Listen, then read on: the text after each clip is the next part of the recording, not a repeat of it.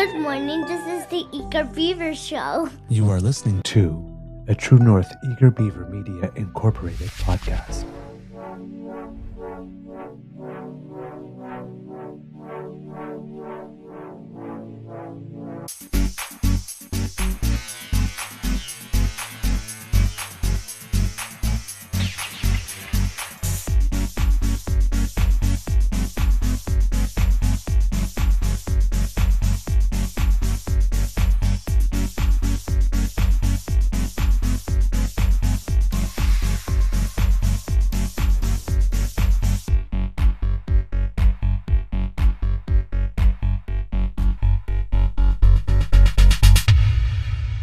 True North Eager Beaver podcasts are proudly brought to you by our founding sponsors, the Miss V Mysteries from Corvid Moon Publishing, your source for science fiction, fantasy, and cozy mysteries featuring a broad diversity of characters. PsychicTarot.ca, book your tarot reading and unlock your spiritual journey. And the Pepper Master, hot pepper sauces made from farm-fresh ingredients to thrill your taste buds and expand your mind.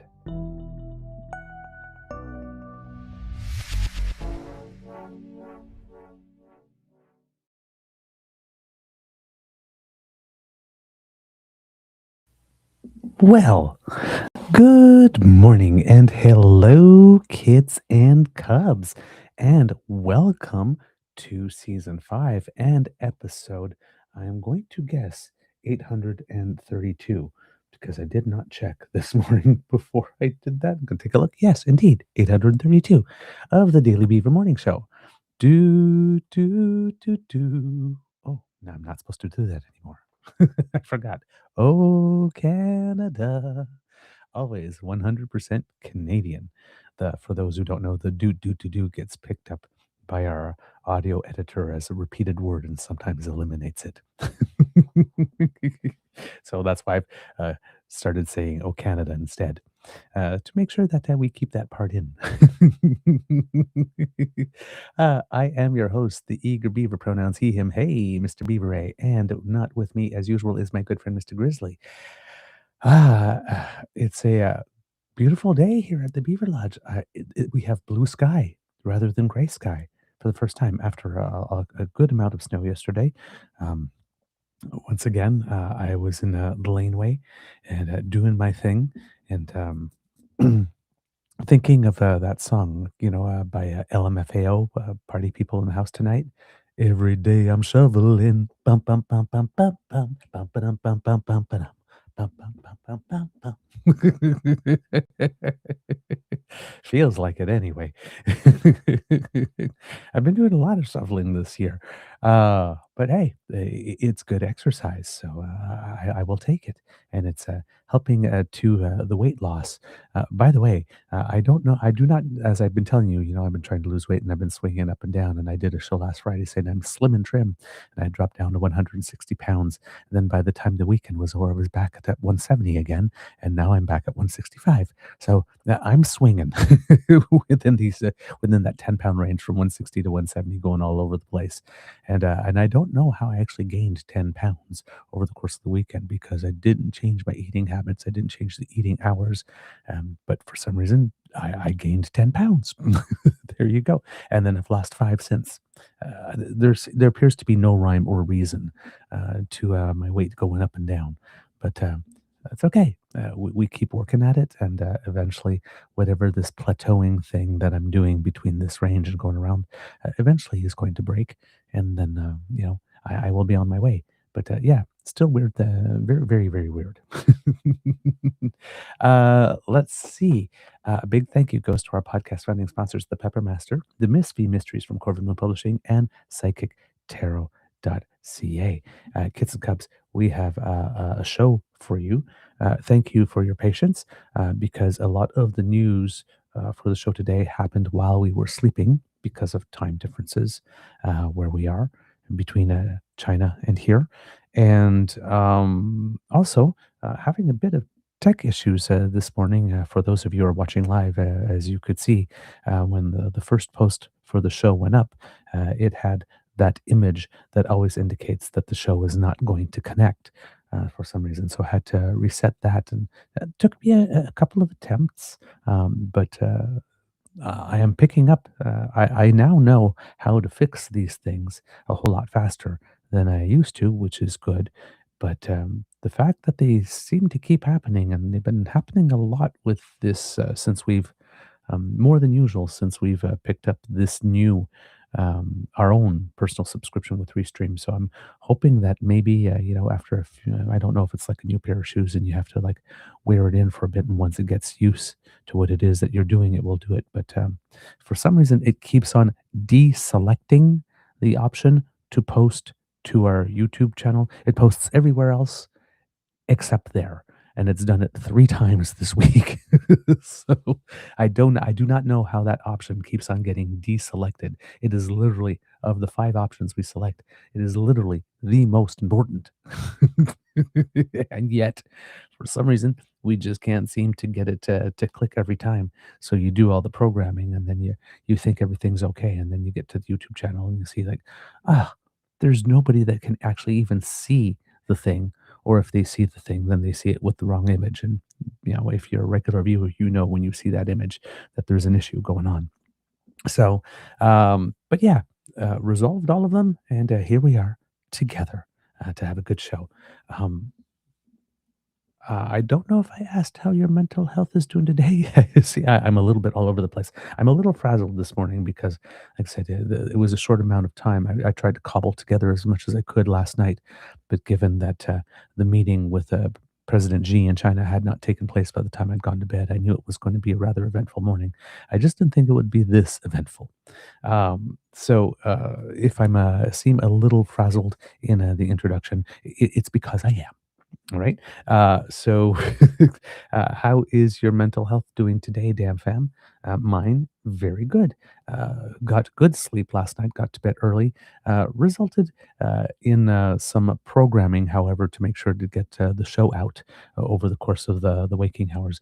Did not happen. I was actually in bed with my phone doing that programming.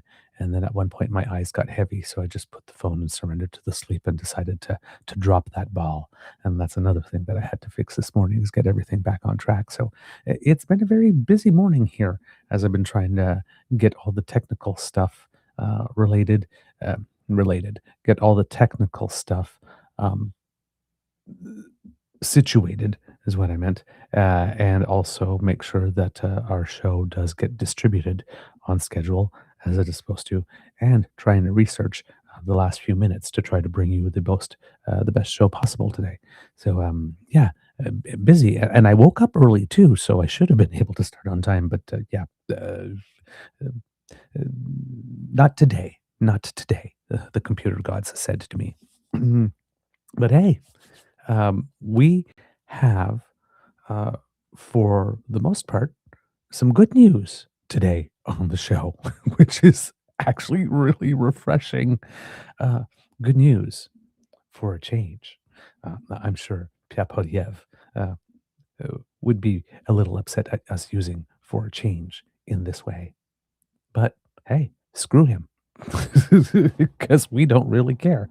Uh, he is a source of constant negativity and anger and weirdness, and yeah, he can just go run an ultra marathon off the world's shortest pier today, because we have good news. Now, kids and cubs, as you know, the prime minister is in China. There's a delegation, I believe, of 5 ministers who are with him. Minister Hodgson, Minister Joly is there, Minister Anand is there. I believe that there might be 2 more.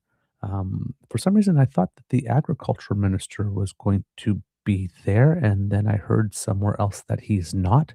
So I'm not quite sure if that's the case, because yesterday we did read into the record that that was the case. And then the international trade minister, Meninder Sidhu, and I don't know if I've seen him yet in images there, but those are the 5 ministers. And then, of course, Premier Scott Moe of Saskatchewan is there, which led us to believe that there might be something happening on canola specifically, but probably all the others. And as I'd mentioned, I had seen somewhere that the first mention of something where there could be some concessions or some action was on seafood, but I never was able to find that article again. And sure enough, that may have happened as well yesterday. So there has been a breakthrough, which is very important. Now, there were some breakthroughs on the previous day, where the prime minister had met with the number two and the number three in the people in the government apparatus of the People's Republic of China. And as suspected, there were a whole bunch of smaller agreements and MOUs and things of the like that are still some pretty big deals when it comes. Uh, to our relationship with China. But, how would I put it? We were always thinking that that indeed could be the case. We actually mentioned it on our show, I believe, yesterday, that, there's a possibility that we might not be going all the way on certain things. And because China likes to move slowly, one of the ways that we could move slowly is to get these types of deals signed on smaller issues before something larger would come along. Or we might have come up with an MOU or something of the sort. Um, we did get a lot of those things based on what we've been seeing in Twitter activity by several of the people that are there. So I'm going to take a look here at their various Twitter feeds and see what they have had to say. Anita Anand basically said, honored to take part in a signing ceremony where our government concluded several agreements with the government in China, covering key areas from economic and financial issues, energy, security, and people to people ties. This is good news for Canadian business and our economy. So, as you mentioned there, people to people ties probably having to do with tourism and stuff like that. So a lot of fields where we can work together where there isn't that much of an issue. Prime Minister Mark Carney had written, thank you, Chairman Zhao Liji, for constructive meeting today in Beijing. Canada and China have a long-standing relationship that has created opportunities for people of both our countries. In a more divided, uncertain world, we're focused on renewing that relationship and building toward a stronger future. Let's see, what else do we have here with that? Of course, the Minister of Foreign Affairs met with her counterpart in China, Minister Wang Yi. So very important. What else do we have here? We have Maninder Sidhu, who is our Minister of International Trade, and he has here. Does he have anything here? Just taking, I'm seeing the stuff with Saudi Arabia that I had reported the other day. Note, don't have, oh, yes, that we have here. He met with his counterpart of Minister of International Trade, Wang Wentao, for a productive discussion focused on advancing Canada's trade interests, reopening channels through the Joint Economic and Trade Commission, and creating opportunities for Canadian innovators, producers, and workers. The Joint Economic and Trade Commission is a mutual body that both nations have agreed to sit on that hadn't, I believe, met in about 8 years and had met a couple of times in the lead up to this meeting. So that is very important that has taken place. The Prime Minister reminds us that Canada exports over $30 billion in goods and services to China every year. More than 400,000 careers in Canada are supported by this trade relationship. And then he says that he's in Beijing to meet with government and business leaders because he wants to build on that, opening up new markets and creating new opportunities for Canadian workers and businesses. Of course, when the Prime Minister landed in Beijing, very well received, red carpet, flowers, there was a band, all that type of stuff. And it was really interesting because um, as I was mentioning yesterday, it does create a contrast with what is the United States at the moment. Um, that we have Prime Minister Carney showing up as in China, one of the major powers, as a respected leader, being greeted as a respected leader, having being met at the tarmac, again, flowers, a band, all that kind of stuff. Whereas the world seems to be trying to find ways to move away from Donald Trump. So we have this contrast. A lot of people looking to our prime minister, who was, we have to say, still an international superstar in his field and very respected, and therefore people do want to talk to him. And again, if we have a compare and contrast, we are seeing two very different styles of leadership being juxtaposed, and we are seeing what is the style of leadership that the rest of the world would prefer to deal with, and which one is not. And fortunately for us, uh, we are the people that others would like to deal with in this case. So, again, uh, an exercise in contrast.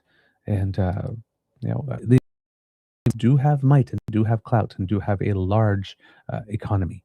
There's no doubt about that. And, they are a major player in many fields. But as we mentioned, the world is a big place, a very big place. And, there's lots of people to do business with. Yes, it involves multiplying contacts and doing more work. But there is indeed lots of business out there to go get that doesn't involve the United States. And as we've been showing it with our trade export numbers, we are starting to export more to other nations than we are losing from the United States. So overall, we're coming out of it net positive, even though it is indeed uh, extra work. According to Minister of Energy, Tim Hodgson, he says here in Beijing today, I signed agreements with China on energy and forestry, providing Canadian industry enhanced access to the world's second largest economy. Put simply, we're moving quickly to create new opportunities for Canadian businesses and workers.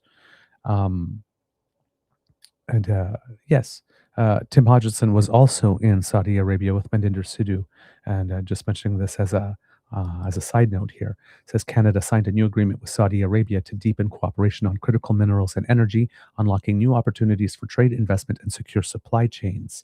And this is from the Future Minerals Forum in Riyadh, and he gives thanks to Claude Gay, who is an MP for La Salle et Mar Verdun, for advancing the work to make Canada, quote, an energy superpower. Um, so yes, it would seem that there are also some MOUs that were signed with regard to increasing the exportation of oil and gas as well as uranium to China. So clean and conventional power, like Prime Minister campaigned on. Um, so again, just at the MOU stage on that one, because I would have been very surprised that they would make a big announcement with regard to oil because, well, IQ 47 is a little sensitive about that subject at the moment. So just having an MOU for future cooperation, but I think we all have a pretty good idea what kind of form that future cooperation would take. So, but yes, oil and gas and uranium. So some success there as well in trade negotiations. Um, let's see, what else do we have here? I'm trying to think who was the. Yeah, I think those are the major ministers that are there. So we looked at their feeds and see what they were talking about. Um, and then what happened is that on the second day, the prime minister then had a meeting with the president of the People's Republic of China, uh, Xi Jinping. So we will get to that, and that's where the bigger um, gains, if we can talk about that, were made. Um, there were some readouts, of course, and we would want to take a little look at those as well. So, with the Prime Minister's meeting with the chairman of the Standing Committee of the National People's Congress of the People's Republic of China, Zhao Leji, uh, the readout says Prime Minister and Chairman Zhao welcomed the opportunity to meet for the first time, recognizing the significance of Prime Minister Carney's official visit to revitalize Canada China relations. Both sides emphasized the importance of ongoing parliamentary exchanges and opportunities for enhanced understanding and communication between the two countries. The leaders also underscored their ongoing support for robust people to people relations and cultural exchanges and welcomed engagement to deepen cooperation, expand trade, and engage pragmatically. So, um, pretty simple readout, nothing too big on that one. Then the readout from his minister with the number two of China, Li Kuang, says here today the Prime Minister Mark Carney met with the Premier of the People's Republic of China, Li Kuang, as part of his first official visit to China. Prime Minister Carney and Premier Li acknowledged the significant progress in revitalizing Canada-China relations over a series of ministerial and leader-led level engagements in recent months, culminating in the first official bilateral visit to China by a Canadian Prime Minister since 2017. The leaders discussed the changes in the global economy, including challenges impacting international trade and global supply chains, the US and Putin, and the opportunities for Canada and China to cooperate. To this end, they welcomed a series of memorandums of understanding across energy, combating crime, modern wood construction. It seems that there's also an MOU to use more Canadian lumber in construction in China as well, culture and food safety, and plant and animal health that provide the foundation for a new strategic partnership. Prime Minister Carney emphasized opportunities for enhanced trade and investment between the two countries and pointed to the potential for greater cooperation in the energy and agriculture sectors. Both sides welcomed the renewal of bilateral engagement across several areas, including economic and financial issues, energy, security, and culture and people to people ties. So, those were the first ones there. Then there was a statement on that came out. Is that yesterday? Is that today? That's early today. About the Canada China Economic and Trade Cooperation Roadmap. It says here during Prime Minister Mark Carney's official visit to Beijing in January 2026, the leaders of Canada and China have reached a consensus on a series of important economic trade matters. The Department of Foreign Affairs, Trade and Development Canada, and the Ministry of Commerce of the People's Republic of China, herein collectively referred to as both sides, welcomed the progress made between Canada and China, including a commitment to build healthy, stable, and sustainable economic trade relations under the new strategic partnership between Canada and China. Both sides recognize the value in continuing to improve two-way trade and investment and advancing economic cooperation in areas where increased engagement is welcomed and feasible. Both sides acknowledge that regularized engagement will be important to facilitate positive momentum and manage challenges effectively. To this end, both sides endeavor to implement the important economic and trade consensus reached by the leaders of both countries and commit to this roadmap to guide cooperation in the following areas. All right. And so we have enough here to read out here. One, to strengthen the Joint Economic and Trade Commission. That's the body I told you about a couple minutes ago. Both sides commit to revitalizing the Joint Economic and Trade Commission, led respectively by the two ministries, one in China and one in Canada, that we mentioned earlier, that are involved in this type of activity, and having the JETC, that's the Joint Economic and Trade Commission, continue to serve as the main channel for promoting economic trade cooperation and resolving economic trade differences between the two countries. Both sides commit to upgrading the JETC to a mechanism that will be led by the trade ministers. Meetings will be held at least annually and on an ad hoc basis as required, and may also be chaired by the deputy vice ministers. It may convene experts from other ministers as needed. Both sides commit to making effective use of the working groups, which report directly to the JETC. Both sides commit to holding the Economic Partnership Working Group in person in Canada in the summer/fall of 2026. Both sides commit to resuming the Intellectual Property Working Group and commit to discussions towards consensus on terms of reference that could result in the resumption of the Trade Remedies Working Group. And both sides recognize Sorry. Both sides recognize that trade issues are a normal part of complex trading relationships and commit to having the JETC facilitate pragmatic and constructive dialogue on future issues. The second area they agreed on is on advancing bilateral economic and trade relations.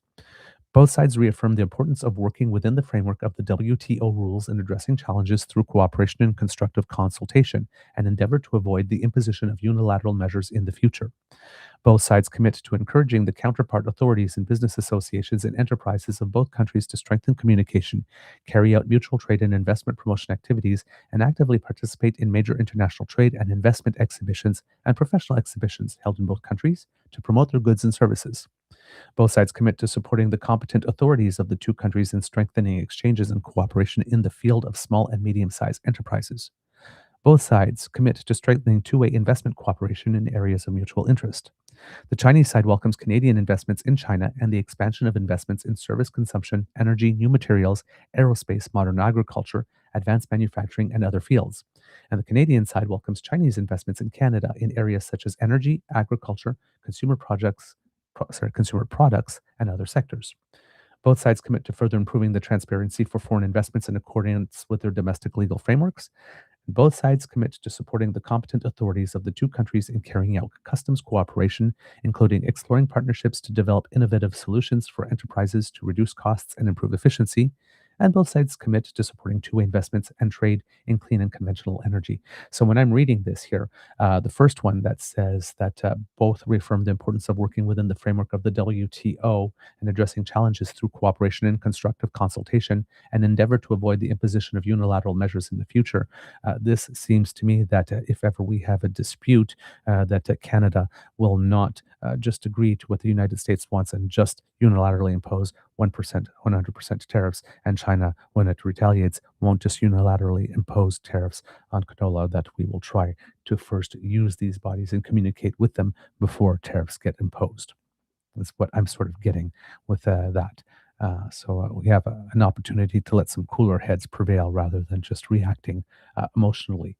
And then, as we mentioned here, in terms of investment, that Canada will be investing more in China in the areas of service consumption, energy, new materials, aerospace, modern agriculture, and advanced manufacturing. And China will invest more in Canada in areas such as energy, agriculture, consumer products, and other sectors. The energy part will probably have some conservatives hopping mad now, because conservatives apparently now want us to believe that after signing us on to a 31-year secret deal with China, the terms of which we didn't really know until that government was given the boot, and the government that followed made some of the terms public, if not all of them. Um, Now they want us to believe that any dealing with China is a terrible, horrible thing. That China is just this horrible, terrible country, because it wasn't when we signed the FIPA. That was not reliable in certain instances that, of course, we apparently were not aware of before we signed FIPA. All the things that conservatives are saying about China today are things that were true about China when we signed the FIPA. Well, when Harper signed the FIPA. But there is someone who made some comments. I wish I'd remember who it was off the top of my head here, but that there were indeed some major differences between this type of negotiation with China and the ones that we had when we um, were negotiating the FIPA. One of them being that we knew it was coming. Two, it's out in the open. We actually get to see them talking. Three, that the negotiations are not happening in Russia, for example. So, there are some major differences here between what is going on with the liberals and what has gone on with the conservatives in the past. But yes, apparently, the conservatives do want us to believe somehow that now dealing with China is bad, but wasn't bad when they were doing it. And it wasn't bad when they were asking us to roll over for China when we had Meng Wanzhou in custody. But apparently now it's bad. Okay, if the conservatives want to play that card that way, I guess they can. But I don't think they are gaining much credibility with anyone that is not already in the cult for all intents and purposes. Um, Here, there's an announcement here, according to the insider paper, that China and Canada will have reached a landmark deal on tariffs and visas. Canada's Prime Minister Mark Carney and Chinese President Xi Jinping agreed on a raft of measures from trade and tourism on Friday at the first meeting between the country's leaders in Beijing in years. The Canadian premier held a landmark deal under a new strategic partnership with China, turning the page on years of diplomatic spats, retaliatory arrests of each other's citizens, and tariff disputes. Carney has sought to reduce his country's reliance on the United States, its key economic partner and traditional ally, as President Donald Trump has aggressively raised tariffs on Canadian products. Quote, Canada and China have reached a preliminary but landmark trade agreement to remove trade barriers and reduce tariffs, Carney told a news conference after a meeting with Xi. So, with regard to the visas and stuff, let's just see if I can find something there. Nothing specifically more about that other than there is a landmark deal on visas, and hopefully it says here, China will also allow Canada visitors to enter the country visa free, which is a change in the status. All right. What else do we have here, uh, kits and cubs, in the readout? Uh, the third area is to improve agri-food cooperation and enhance food security. Both sides commit to maintaining open channels of communication to resolve outstanding issues regarding trade in agricultural products. And both sides welcome the renewal of the Memorandum of Understanding between the Canadian Food Inspection Agency and the General Administration of Customs of the People's Republic of China regarding food safety and animal and plant health cooperation, and commit to furthering discussions regarding food safety and animal and plant health issues of mutual interest to advance the resolution of market access issues and technical cooperation, including zoning arrangements. And both sides commit to coordinating the revitalization of the Canada China Joint Agriculture Committee. The fourth area is advanced green and sustainable trade. Both sides commit to jointly promoting sustainable trade and investment, including trade in green products, and both sides welcome the signing of, quote, the Memorandum of Understanding between the Department of Natural Resources of Canada, the Ministry of Forests of the Province of British Columbia, and the Ministry of Housing and Urban Rural Development of the People's Republic of China on cooperation on modern wood construction to strengthen technical exchanges and cooperation. The fifth area was advanced e-commerce cooperation and trade promotion.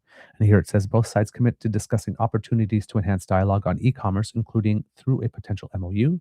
And the Chinese side welcomes Canada's participation in the sixth China International Consumer Products Expo as the guest country of honor. Mhm. Number 6, promote facilitation of personal exchanges. Both sides commit to promoting personal exchanges, business activities, and tourism exchanges and cooperation between the two countries on mutually agreeable terms. And the Canadian side welcomes the resumption of travel agencies to operate group tours for Chinese citizens to Canada. That's a big deal. That's a big deal. Because yes, in China, the travel agencies were basically given the order to stop organizing tour groups to Canada as one of the methods of retaliation, and that will resume now. Both sides welcome the latest increase in direct flights and commit to facilitating discussions on a further incremental increase to direct flights within the number stipulated in the agreement between the Government of Canada and the Government of the People's Republic of China on air transport as soon as possible. The seventh area of agreement was in advancing economic and financial engagement. Both sides commit to establishing a financial working group to enhance bilateral engagement on issues such as financial and monetary policies, financial market, financial stability and regulation, anti money laundering, cross border capital flows, and global financial governance. The group will report to the co chairs of the Economic and Financial Strategic Dialogue. The group will aim to hold frequent professional and in depth exchanges on these and other issues of shared interest. And then the eighth and final area, strengthen multilateral and regional economic and trade cooperation. Both sides reaffirmed their support for the rules based multilateral trading system with the WTO at its core and commits to collaborating on areas of shared interest with the aim of achieving practical outcomes in WTO reform at the 14th Ministerial Conference to be held in March 2026. Both sides commit to enhancing direct communication between capitals on WTO issues. Both sides commit to working together through the Asia Pacific Economic Cooperation, or APEC, to advance mutual objectives, including strengthening trade and investment, promoting innovation, and fostering sustainable and inclusive growth. Canada supports China's hosting of the 2026 APEC meetings and looks forward to a successful APEC year and appreciates China's support for Canada's offer to host in 2029. Oh, cool. And C, Canada appreciates China's continued interest in joining the Comprehensive and Progressive Agreement for the Trans Pacific Partnership and reiterates that CPTPP remains open to accession by economies that can satisfy the three Auckland principles.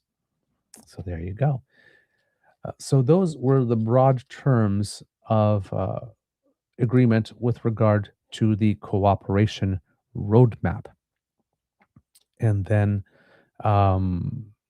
let's see, where do we get from here? Then there was a joint statement of the Canada China leaders meeting.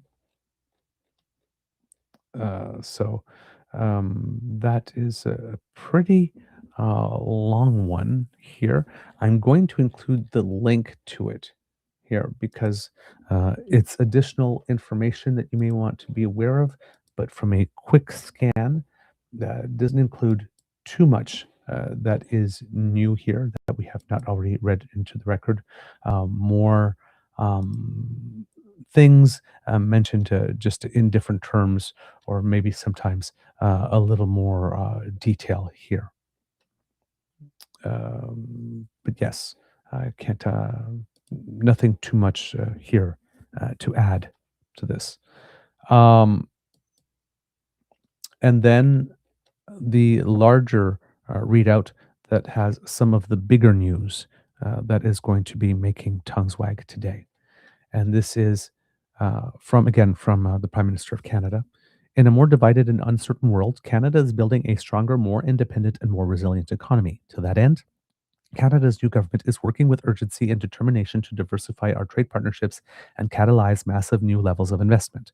As the world's second largest economy, China presents enormous opportunities for Canada in this mission. To forge a new Canada-China partnership, the Prime Minister Mark Carney visited Beijing, the People's Republic of China, this week. This marked the first visit to China by a Canadian Prime Minister since 2017.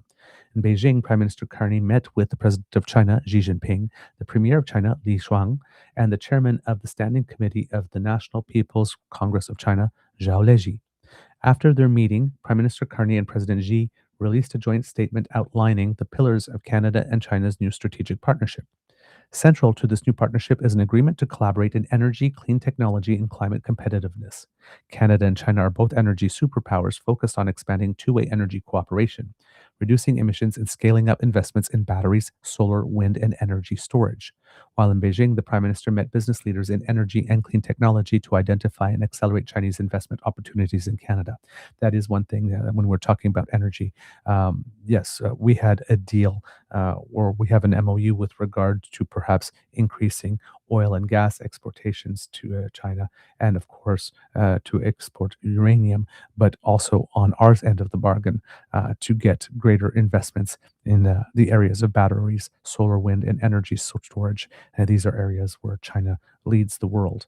And if we are going to do such things as increase our renewables and whatnot, we want to look at, of course, batteries and storage in particular. While in Beijing, the Prime Minister met business leaders in energy and clean technology to identify and accelerate Chinese investment opportunities in Canada. To help deliver the full potential of these partnerships and build up our domestic manufacturing sector, Canada will allow up to 49,000 Chinese electric vehicles into the Canadian market with the most favored nation tariff rate of 6.1%. This amount corresponds to volumes in the year prior to recent trade frictions on these imports, 2023 to 2024, representing less than 3% of the Canadian market for new vehicles sold in Canada. It is expected that within 3 years, this agreement will drive considerable new Chinese joint venture investment in Canada, with trusted partners to protect and create new auto manufacturing careers for Canadian workers and ensure a robust build out of its EV supply chain. With this agreement, it is also anticipated that 5 years, more than 50% of these vehicles will be affordable EVs with an import price of less than $35,000, creating new lower cost options for Canadian consumers. So here, uh, Canada is going to allow a quoted number amount of Chinese vehicles, electric vehicles into Canada, 49,000. They're going to treat China as a most favored nation, so there will be a tariff, but they will get the lowest tariff that we imposed for importation of autos, which will be 6.1%. Uh, this amount, like we said, when you look at 49,000 vehicles, because Doug Ford is probably going to lose his mind, it represents less than 3% of the Canadian market for new vehicles sold in Canada. However, in order to make Doug Ford lose his mind a little less, it does appear that we are looking at the possibility of a manufacturing plant for EVs from China to be established somewhere in Canada. As it says here, again, uh, um, I lost the line here. It's expected that within 3 years, this agreement will drive considerable new Chinese joint venture investment in Canada with trusted partners to protect and create new auto manufacturing careers for Canadian workers. So that sounds a lot to me that the opening that Doug Ford gave, that if China wants to build some cars here, that's fine. But it seems that to start, we are actually going to just import some. Uh, Again, less than 3% of the market uh, as we try to move forward on the possibility of an announcement of a manufacturing plant here to build those vehicles. This will have Trump hopping mad, no doubt. Of course, um, one way that we can sort of protect our market a little more is if, in the case of vehicles, electric vehicles, if we do have another incentive program to help Canadians with the cost of buying an electric vehicle, it might not apply to vehicles imported from China in order to help purchase them. That's one way we can sort of also help shore up our market.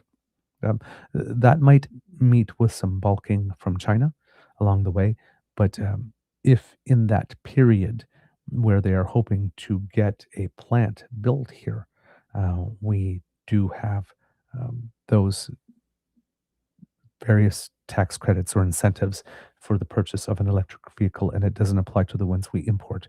China, even though they might like that, might be willing to swallow that in exchange for the prospect of actually having a plant here at some point.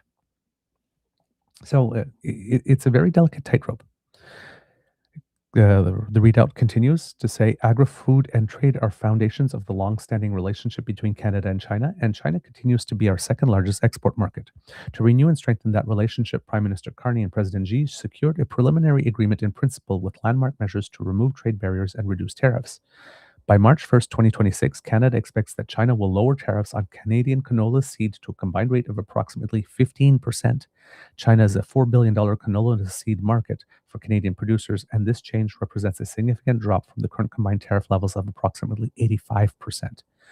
That's a bigger drop than I thought we'd get. I thought we might get a nominal drop, um, maybe a 25% drop for maybe something small like a 50,000 or here 49,000 Chinese electrical vehicle imports. But it dropped from 85 to 15%. So China was ready to give a lot in order to get just that little bit of access. So again, which leads me to believe that we're talking about potentially building a manufacturing plant at some point in the future in order to get this big a concession for what seems so little. Um, well, fewer than less than 3% of the market with regard to EV vehicles. And the second one, Canada expects that Canadian canola meal, lobsters, crabs, and peas will not be subject to relevant anti-discrimination tariffs from March 1st, 2026 until the end of this year. So it looks like the tariffs starting March 1st on canola meal, lobsters, crabs, and peas will be just gone, eliminated altogether until at least the end of this year. Together, these results will help unlock nearly $3 billion in exports orders for Canadian workers and businesses as they realize the full potential of the massive Chinese market of 1.4 billion people. Finally, to build on this momentum, Canada has set an ambitious goal to increase exports to China by 50% by 2030. To achieve this outcome, Prime Minister Carney and President Xi discussed increasing two-way investment in clean energy and technology, agri-food, wood products, and other sectors. Canada and China are both strong advocates of multilateralism. As a key pillar of this partnership, we will deepen our engagement on improved global governance. We will collaborate closely with key areas of shared interest, including climate competitiveness and financial and macroeconomic stability. Canada looks forward to contributing to China's 2026 Asia Pacific Economic Cooperation Presidency and appreciates China's support for Canada's bid to host the 2029 summit. Canada and China will also pursue pragmatic and constructive engagement in public safety and security. Our law enforcement agencies will increase cooperation to better combat narcotics trafficking, transnational and cybercrime, synthetic drugs, and money laundering, and create safer communities for people in both of our countries. They will also explore further opportunities for cultural exchanges and partnerships, including supporting museums, digital content creators, visual artists to increase travel exchanges and cultural ties.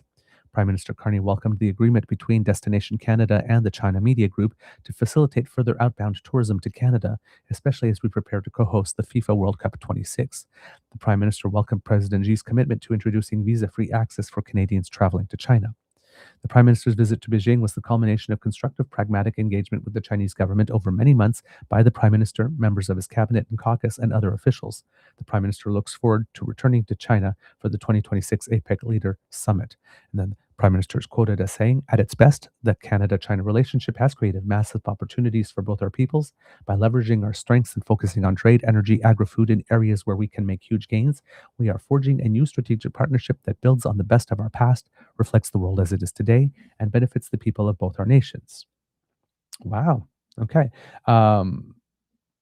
Also, some other quick facts here. Says with this new trade agreement, Canada also expects to see a resolution of many long-term trade obstacles for a range of important agricultural sectors, from beef to pet food. There we go. Like I said, pet food, that's another area. Like, there are many areas where we can trade with China that don't put any national security at risk and stuff like that. Pet food. There you go. Who would have thought? But that does indeed help our agricultural community. Um, it says here, uh, let's see. China is the second largest single country trading partner to Canada, totaling $118.9 billion in two-way merchandise trade in 2024. So Canada would like to double that amount of trade over a period of time. Let me see if I can find that again. What's the timeline for that? I I was hoping to be able to find that quickly, but no, I can't spot it quickly. With so yes, so the Canada wants to double that trade, and Canadian merchandise exports to China were $30 billion, while merchandise imports were 88.9. China is Canada's second largest customer globally for agriculture, forest products, and seafood products, with sale of approximately 13.4 billion in 2024. Now, as we mentioned, even though it's the second largest market, our trade with the United States is something like 75% of our trade. It might be a little lower now based on the statistics that we recently saw about us diversifying our trade. Um, but our trade with China is about 3% of our total trade. So even though it's the second largest, it is by far smaller than the United States. So we can definitely make that 6% of our trade relatively easy and still diversify broadly around the world. There's plenty of room for that. And then let's see if there's anything else there. Nope, just a list of previous meetings that took place on the way to that. Um, but there will be um, continued um, engagement from the likes of the parliamentary secretary of the Prime Minister, Cody Bloy, who was there when Scott Moe went to China a couple of months ago. Um, and then, of course, the Minister of Agriculture and Agri-Food, Heath MacDonald, has also um, had a visit to China to engage with senior government officials and meet with key Chinese and Canadian industry leaders, not auto industry leaders, just Canadian industry leaders. And of course, there had been previous meetings between the Minister of Foreign Affairs with her counterpart and the Minister of International Trade with his counterpart leading up to this. So there's been a lot of activity, like I said, and to get to this point, this is extremely fast for us, and extremely fast for China. So, you know, there must have been um, it, both countries must really have seen the need to be able to move quickly here on this front. Um, so those are the broad outlines that we have from the office of the Prime Minister of Canada. And then we figured that we would want to take a look a little bit at how this is playing in the press. And of course, and it would be really, I really can't wait to read the show comments to see what Kit Bucky has to say about this, because again, Kit Bucky has some thorough experience in the diplomatic world, and it would be interesting to get an idea of what his assessment of this would be, because that seems to be a lot of activity in a very short period of time, and some rather significant activity as well. But looking at the international press a little, well, international, American press a little bit, and see what it has to say. If we're looking at the New York Times, Canada breaks with U.S. to slash tariffs on some Chinese electric vehicles by Martina Stevis-Gridneff. Canada will lower tariffs on some Chinese electric vehicles, and Canada and China will do the same for Canadian canola projects. Let's try that again. Canada will lower tariffs on some Chinese electric vehicles, and China will do the same for Canadian canola products, a major shift in policy that was announced on Friday during a landmark state visit by Prime Minister Mark Carney of Canada to Beijing. Mr. Carney announced that Canada will allow up to 49,000 Chinese electric vehicles into the Canadian market under a preferential tariff rate of 6.1%. In 2024, at the behest of the Biden administration, Canada imposed a 100% tariff on Chinese electric vehicles. While the new tariff changes are modest, they signal an important break with the United States as Canada seeks to urgently diversify its trading partners and reduce its reliance on the United States. President Donald J. Trump has imposed tariffs on some key Canadian exports like lumber, steel, and autos. He has also threatened Canadian sovereignty, a shift Mr. Carney has described as quote a rupture. I'm sorry, I can't read this morning, kids and cubs. Mr. Carney also announced on Friday that China would make a considerable investment into Canada's auto sector within the next 3 years as part of the agreement to lower tariffs on electric vehicles. Again, sounding very much like the announcement that a plant is coming. In exchange, Mr. Carney said that China will lower tariffs on Canadian canola seed to a combined rate of approximately 15%, down from about 85%, offering fast relief to a major Canadian agricultural sector. The announcement came just after Mr. Carney met with President Xi Jinping of China in Beijing Friday during a 3-day state visit that both leaders hailed as a significant reboot in their nation's previously frosty relationship. Quote, President Xi and I are announcing that Canada and China are forging a new strategic partnership, Mr. Carney said. Okay. How about the Wall Street Journal by Brian Spegley? Let's see what they're saying here. Canada's Prime Minister took an important step towards reinvigorating his nation's ties with China and diversifying its trade away from the U.S. as Beijing increasingly seeks to woo U.S. allies frustrated with American protectionism. Mark Carney is using a visit to the Chinese capital to push for closer cooperation with Beijing. In the Great Hall of the People, Chinese Premier Li Shuang hailed the recent turnaround of relations between Beijing and the U.S. northern neighbor, with both sides stressing opportunities to bolster trade as they seek to move beyond years of tensions. Hosting Carney is part of a charm offensive by China, which has sought to present itself as a stabilizing force, an upholder of the international order at a moment of deep uncertainty from Venezuela to Iran. As barriers to trade rise globally, Beijing has been especially determined to keep open the export markets on which its economy relies. Carney, a former Goldman Sachs dealmaker and central banker in Canada and the UK, has argued that his country's long-standing close economic relationship with the U.S. is now over as President Trump imposes tariffs and other obstacles. That requires, Carney said, Canada to build deeper ties with other markets. Without naming the U.S., a statement from Carney's office after Thursday's meeting said he and Lee discussed, quote, challenges impacting international trade and global supply chains and the opportunities for Canada and China to cooperate. Trade with China, however, won't come close to replacing the U.S. as Canada's key source of growth. Though China is already Canada's second largest trading partner with two-way trade of about $80 billion over the past 12 months, that pales in comparison to the roughly $1 trillion in U.S.-Canada commerce over the same period. Beijing and Ottawa both appear ready to stabilize ties after years of tensions that date to Canada's 2018 arrest on a U.S. extradition request of a senior Huawei Technologies executive. China detained two Canadians for nearly 3 years until 2021, when the U.S. allowed Huawei's chief financial officer Meng Wanzhou to return home. Carney is one of several leaders of U.S. allies to visit China recently, following trips by French President Emmanuel Macron in December and South Korean President Lee Jae-myung earlier this month. Beijing has used each opportunity to promote its vision of a world less dominated by Washington, yet its initiatives continue to face deep skepticism in the West, in part owing to China's support for Russia and North Korea. Before Carney's trip, senior Canadian officials tried to temper expectations about its outcomes. Officials said it was unlikely the two countries would reach an agreement to resolve a trade row involving hefty tariffs on Canadian agricultural products and Chinese-made electric vehicles. China's ambassador to Canada has said Beijing would ditch a 76% tariff on canola seed in exchange for Canada abandoning its 100% tariff on Chinese EVs. Carney's office said Thursday that the two sides had signed memorandums of understanding covering energy, combating crime, and other issues, providing, quote, the foundation for a new strategic partnership. The Canadian Prime Minister is expected to meet Chinese leader Xi Jinping on Friday. China's huge trade surplus with many Western countries have hindered its efforts to lure them away from the U.S. Beijing said this week that its global trade surplus hit a record of nearly $1.2 trillion last year. Exports to Canada rose just over 3% last year, while imports by China of Canadian goods fell by more than 10%, according to the official Chinese data. Carney faces geopolitical and domestic constraints in trying to deepen economic ties with China. His effort could annoy the Trump administration and disrupt talks on renewing the existing North American trade pact known as USMCA, said former Canadian diplomats and foreign policy analysts. My personal point of view is that Trump doesn't want a deal here and that there is nothing to be gained. And there's really, even if they did sign a deal, the signature is worth nothing.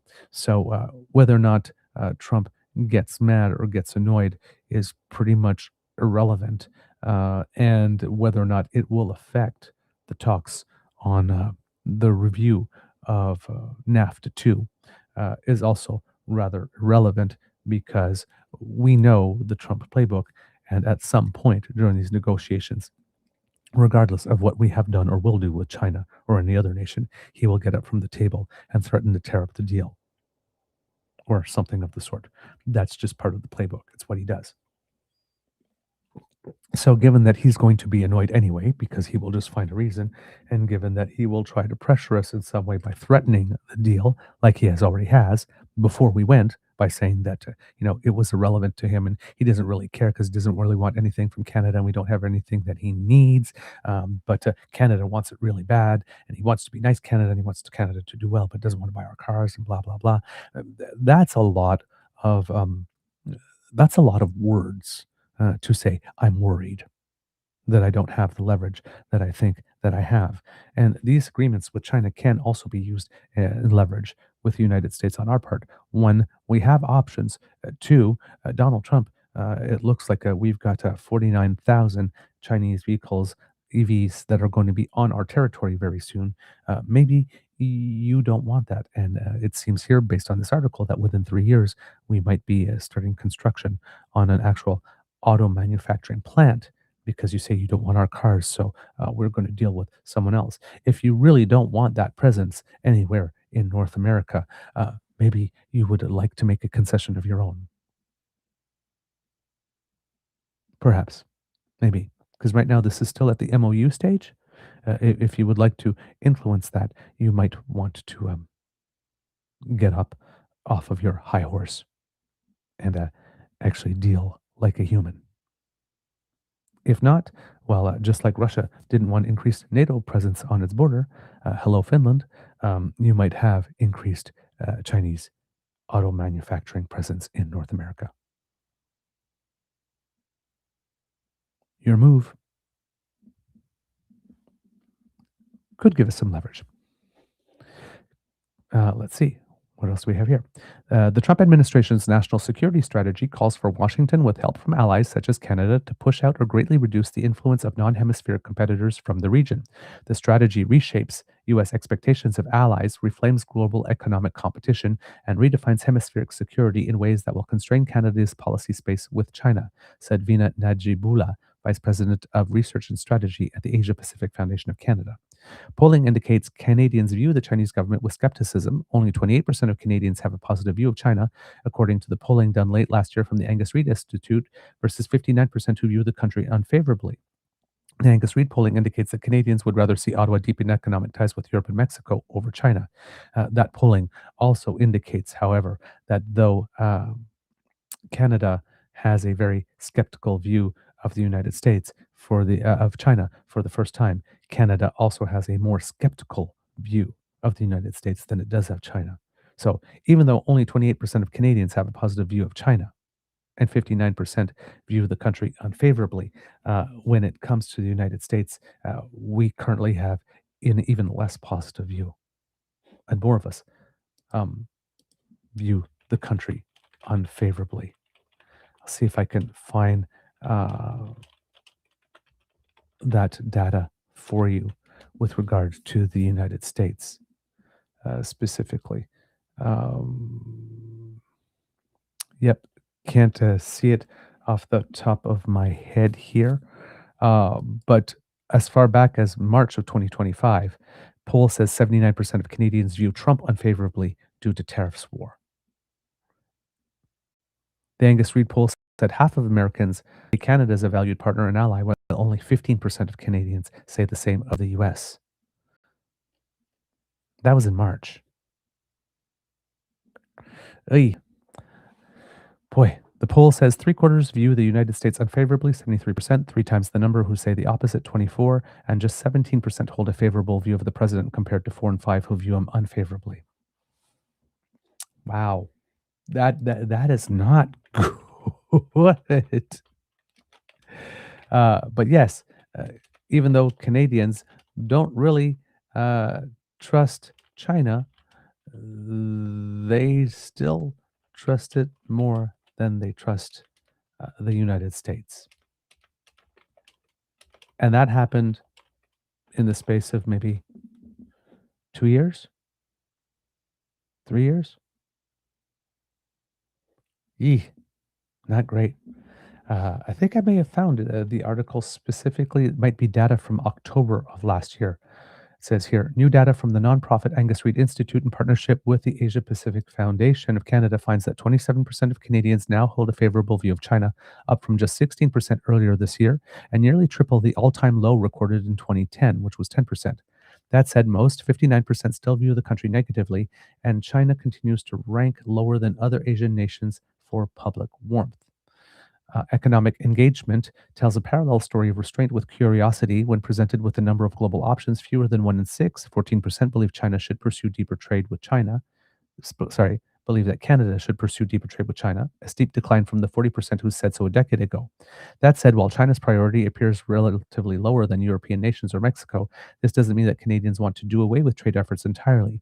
Fully half, 51%, said Canada should focus more on its economic relationship with China, which is up 15 points from 2023. Much of this may be attributed to the economic anxiety many Canadians are feeling as their once most reliable ally has become a source of frustration and at times hostility. Consider that Canadians are more likely to say the United States, 46%, should be treated as a threat than China, 34%. Caution is more appropriate according to Canadians in this relationship with China, 37%, while only a quarter say Canada should approach the Chinese government as a friend or ally, 23%. Wow. More Canadians, 45%, said that they would ideally have Canada do less trade with China than say it's a good trade partner, as any, 37%.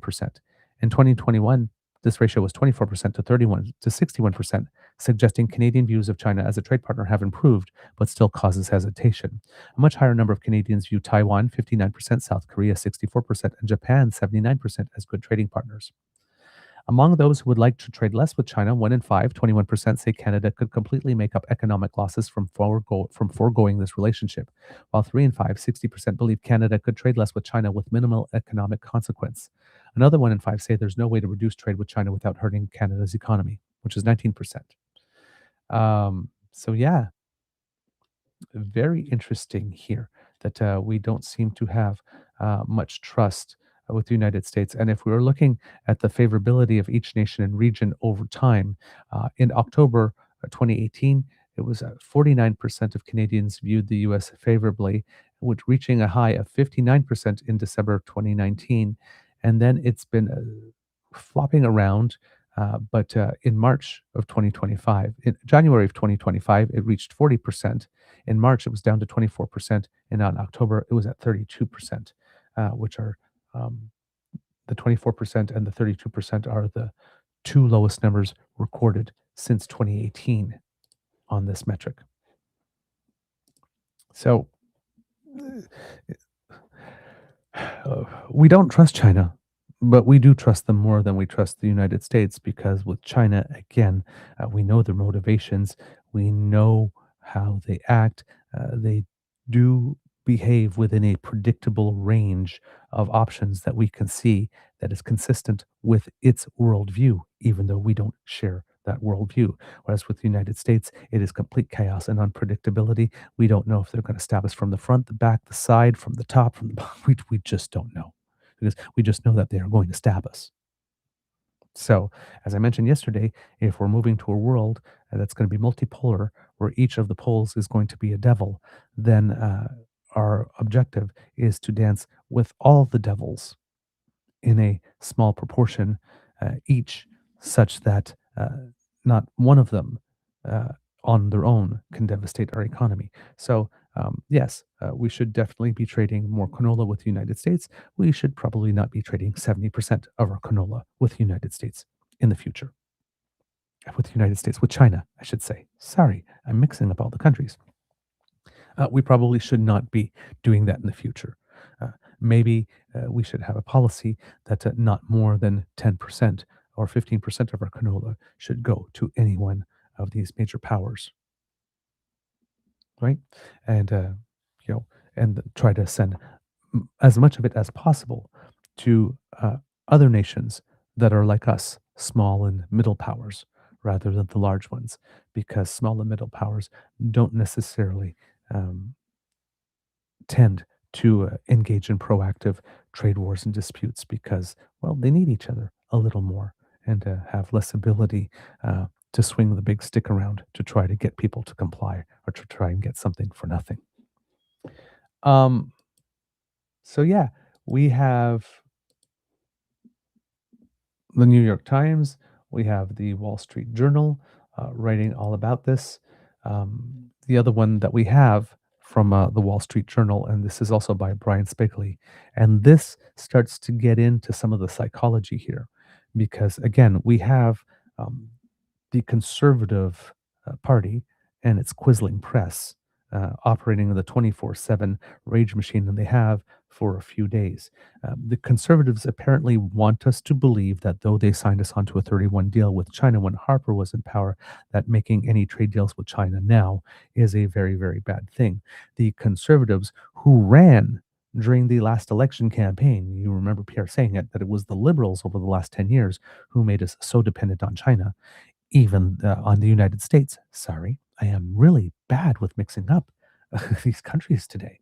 Uh, Made us totally dependent with the United States. And we talked yesterday about how when Brian Mulroney negotiated the first free trade agreement, that he had agreed to a proportionality clause with our oil and gas, which makes it such. This is the reason for which all our gas and oil runs south and all our pipelines run directly south, because we promised the United States that by no matter how much we would increase our production, the share of our overall production that is guaranteed to go to the United States would never change. This is something that Donald Trump did not renew when we renewed NAFTA last time, which opened the door to us to exporting and diversifying our oil. And we did take advantage of that. That is why we sell oil to China now, because some of that agreement and that particular thing disappeared from the agreement. But it was the conservatives who tied us to the United States in that manner, just like they tied us to China with the FIPA. But now, apparently, the conservatives who campaigned during the last election on us being too dependent on the United States and it was the liberals' fault are now saying that it's absolutely atrocious that we should be making any type of deal with a country like China. And why are we not focusing all our attention on saving our most important relationship, the one with the United States, the relationship that the United States just told us before Carney ever had his first meeting while he was in China, that was irrelevant to him and he didn't need anything from us. Only the conservatives right now seem to not be awake to the idea that the nation that is our number one trading partner doesn't want anything from us anymore, does not want to be our number one trading partner anymore. In fact, would rather we just do not exist entirely and just be absorbed. So therefore, they don't have to trade with us. They can just take from us. The conservatives have not seemed to have the light gone on there. The same conservatives who have been campaigning on we need an extra pipeline to Tidewater so that we can get more oil to China are now complaining that the prime minister is in China negotiating MOUs that can result in more oil going from the West Coast and gas to China. Have you got the whiplash yet? In fact, in fact, here's a really funny part. Um, Not only are they saying things like, um, not only are they saying things uh, like it's bad that we are doing this, but they are also now actually going out of their way to deny that they have ever said that we should have a pipeline to Tidewater so that we can export more oil to China. They are literally denying it. It's really something to behold. I wish I could find it here. There was a tweet. It was a conservative MP, Marty Strauss, his name is. And I did get a screen cap of it at some point. I just don't know where it went. But yeah, tried to get into it with us, basically claiming that nobody had ever said that we should sell more oil to China. Uh, we were talking about Singapore, and we were talking about all those other countries that need oil. Yes. There's a whole bunch of other countries in Asia that definitely do need oil, no doubt about that. But come and try to make believe that none of you were saying that it had to go to China, especially when we have the fact that probably the overwhelming majority of the oil that is going through the current TMX pipeline is being sold to China. I'm, I'm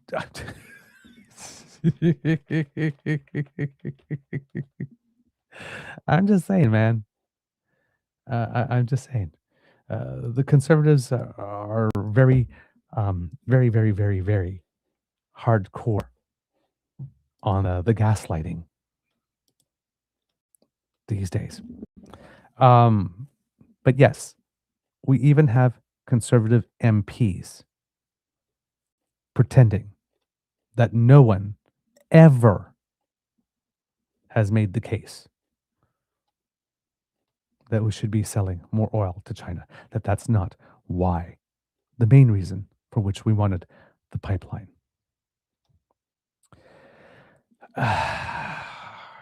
Okay, if that's what they want us to believe, there it is. Let's see. Yeah, Matt. Oh, not Marty Strauss. Matt Strauss. It is. It's like, oh, it looks like no one ever said that. So I basically wrote the Quislings. Matt Strauss wrote. Well, let me just find the damn thing, rather than trying to do it with oh, through screen caps and stuff like that. He wrote, China is ruled by a communist dictatorship currently perpetrating genocide. This tweet is dark as hell. In response, it's also bad strategy, responding to Mark Carney saying, just landed in Beijing, the relationship between Canada and China has created opportunities and prosperity on both sides of the Pacific. We're ready to build new partnerships, one that builds on the best of our past and responds to the challenges of today. Apparently, that tweet was dark as hell, according to Conservative MP. Which I said, the Quislings keep on saying this because Carney is in China, but days ago, these very same trolls were saying, we need a pipeline to West Coast Tidewater so we can sell more oil to checks notes China. Conservatives are nothing if consistent in their inconsistency. This, of course, then sent him, well, made him lose his mind a little bit. And then he responded, oh, it looks like check notes. No one ever said that. And checks notes, Japan, South Korea, Malaysia, Philippines, Indonesia, Taiwan, Thailand, and Singapore have a combined population of about 700 million and interest in buying Canadian energy. Yeah, that may be true. But all of them with a combined population of about 700 million is half the population of China. We are building an entire pipeline to first export to China, Mr. Strauss. And for you to claim that no one has ever said that we want to export more oil to China. Again, when the contexts of TMX currently, right now, are going primarily to China, is just utter silliness. It's utter silliness. Anyway.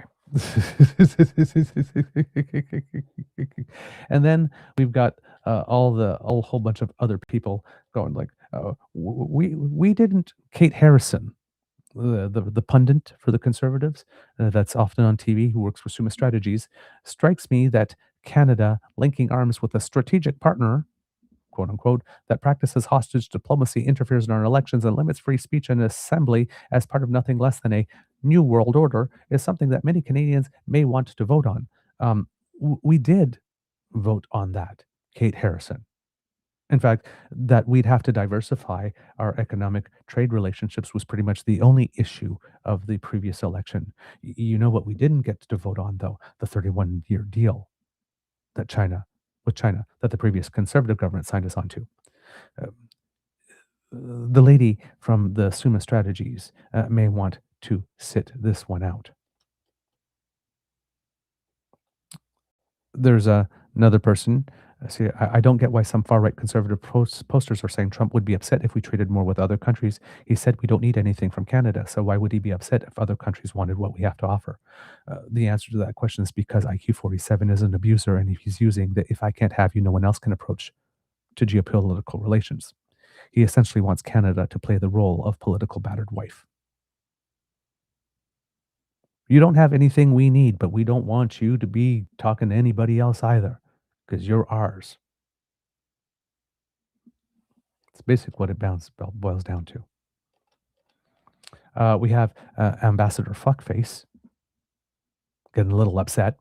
Pete Hoekstra says United States does not need Canada. U.S. Ambassador of Canada praised decades of economic integration, but said Canada's action on trade, China, and boycotts are setting the tone for CUSMA's negotiations. We're setting tone by going to China and signing new deals after the United States reminded us, well, first said it doesn't need us, and reminded us just the day before we got there that they still don't need us. But we are setting the tone. Yeah, Ambassador Fuckface can fuck off. We're not going to play the if we can't have you, nobody else can game.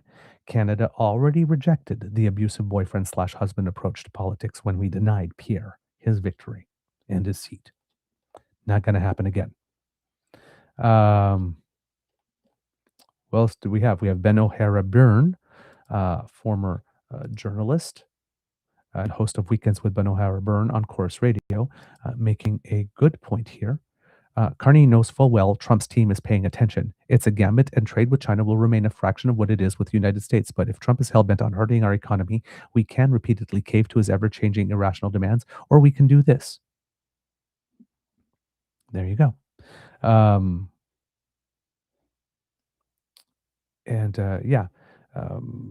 Prime Minister mentioned to President Xi Jinping, had a couple of to say during the meeting here. There's a couple of clips of him uh, saying stuff. This is probably the least controversial because once again the words New World Order surfaced, and conservatives have seized on that, and we definitely will be bringing you something about that on the show today. But here's one of the interventions that the Prime Minister had during the meeting. I'm extremely pleased that we are moving ahead with our new strategic partnership, a partnership that is founded on 5 pillars.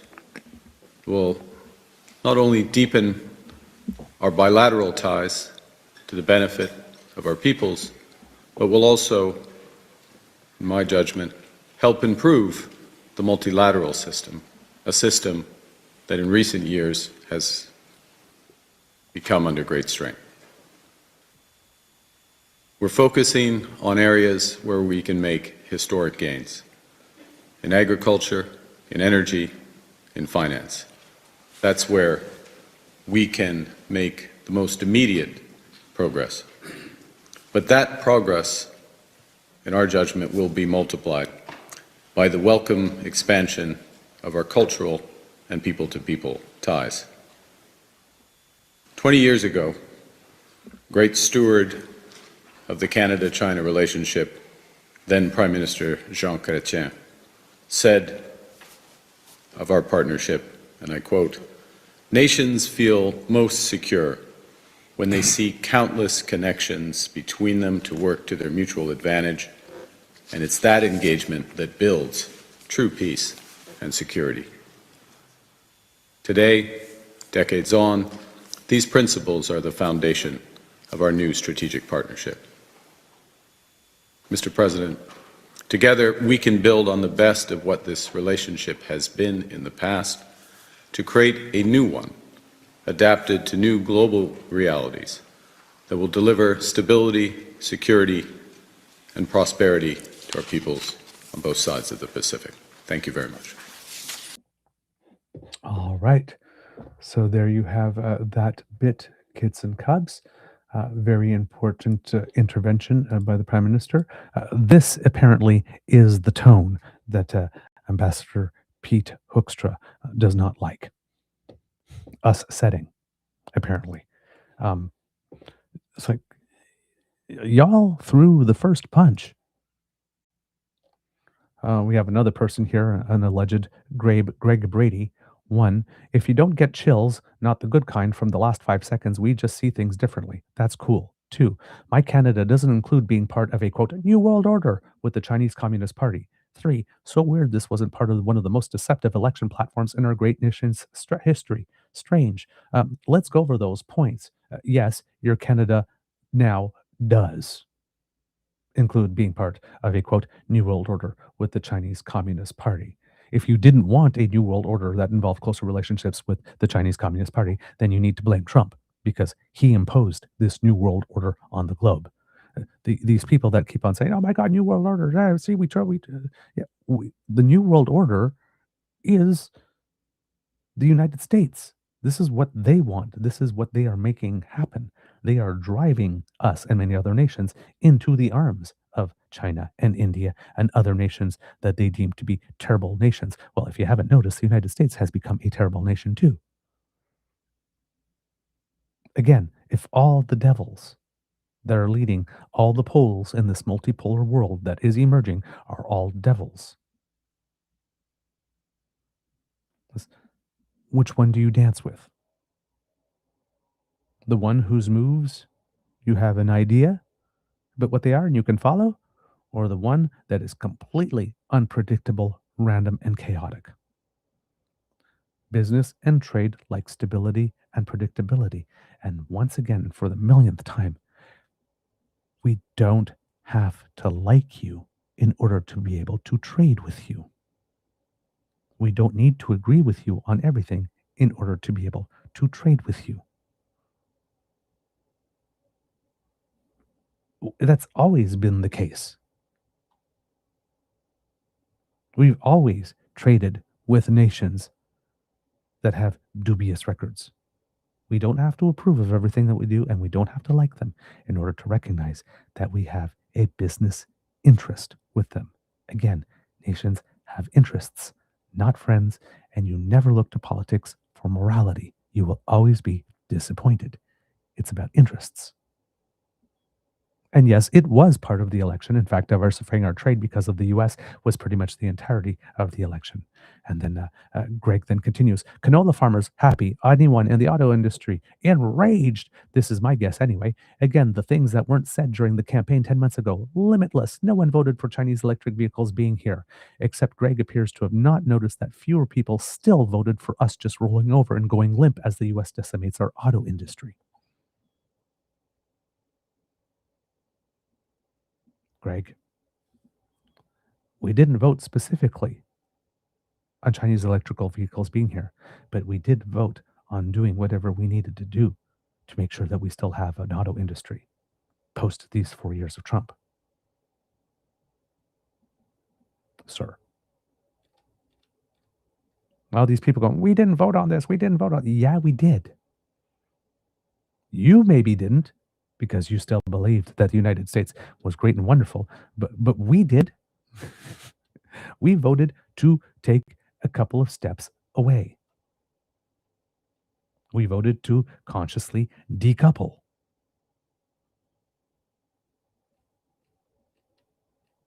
We did do that. And if you weren't there for that, I'm sorry, but that's a you problem. That's not us. And that's not all of Canadians. We voted eyes wide open. Now, since we've been talking about New World Order, let's just take a look a little bit at how it came up from the Prime Minister here. There was a short clip of it, but we've got a longer clip here, I think, from Bloomberg. That'll probably be place the comment in greater context than just the 13 seconds in which he says New World Order. We have Mark Levesque here, who's the former chief economist at the Public Sector Pension Investment Board and former chief economist. Sorry, let me try that again. Former chief economist at the Public Sector Pension Investment Board and former chief economic strategist at TD Securities. Basically saying here, what's this outrage about Carney mentioning a, quote, New World Order? Has anyone not realized that the world order has changed with Trump's adoption of the Monroe Doctrine, his tariffs, and his threats to annex other countries? Duh. Pretty simple. Okay, so this is Mark Carney here at the meetings saying New World Order. Hopefully this comes with context here. But I do not see it because it seems that there is a new article afterwards. But look at it because it does have some analysis. So let's see if I got that. Yeah, okay. All that is good. And all that is good. All right, so let's just blow it up. 8 years. Get now, you some The world has changed since that last visit. And I believe the progress that we have made in the partnership sets us up well for the new world order. Canadian Prime Minister Mark Carney is touting a new strategic partnership with China in talks with Xi Jinping in Beijing as part of what he has said is a new world order, in part due to the fallout from Trump tariffs in the United States. Now, there's been a noticeable tone shift from Ottawa towards Beijing as Carney wraps up the first state visit to China by a Canadian leader in more than 8 years. Now, after a lengthy diplomatic chill, the two nations have signed a series of agreements, including an energy pact that could see more Chinese investment in Canada and open up opportunities for China to buy more Canadian oil and LNG. Also, in quite a breakthrough, Carney says Canada will allow 49,000 Chinese electric vehicles into Canada at a tariff of just 6.1%, down from 100%. Xi reciprocated, according to Carney, by reducing its 100% ag tariff on canola or rapeseed to 15%. Xi Jinping hailed the talks as having achieved positive results.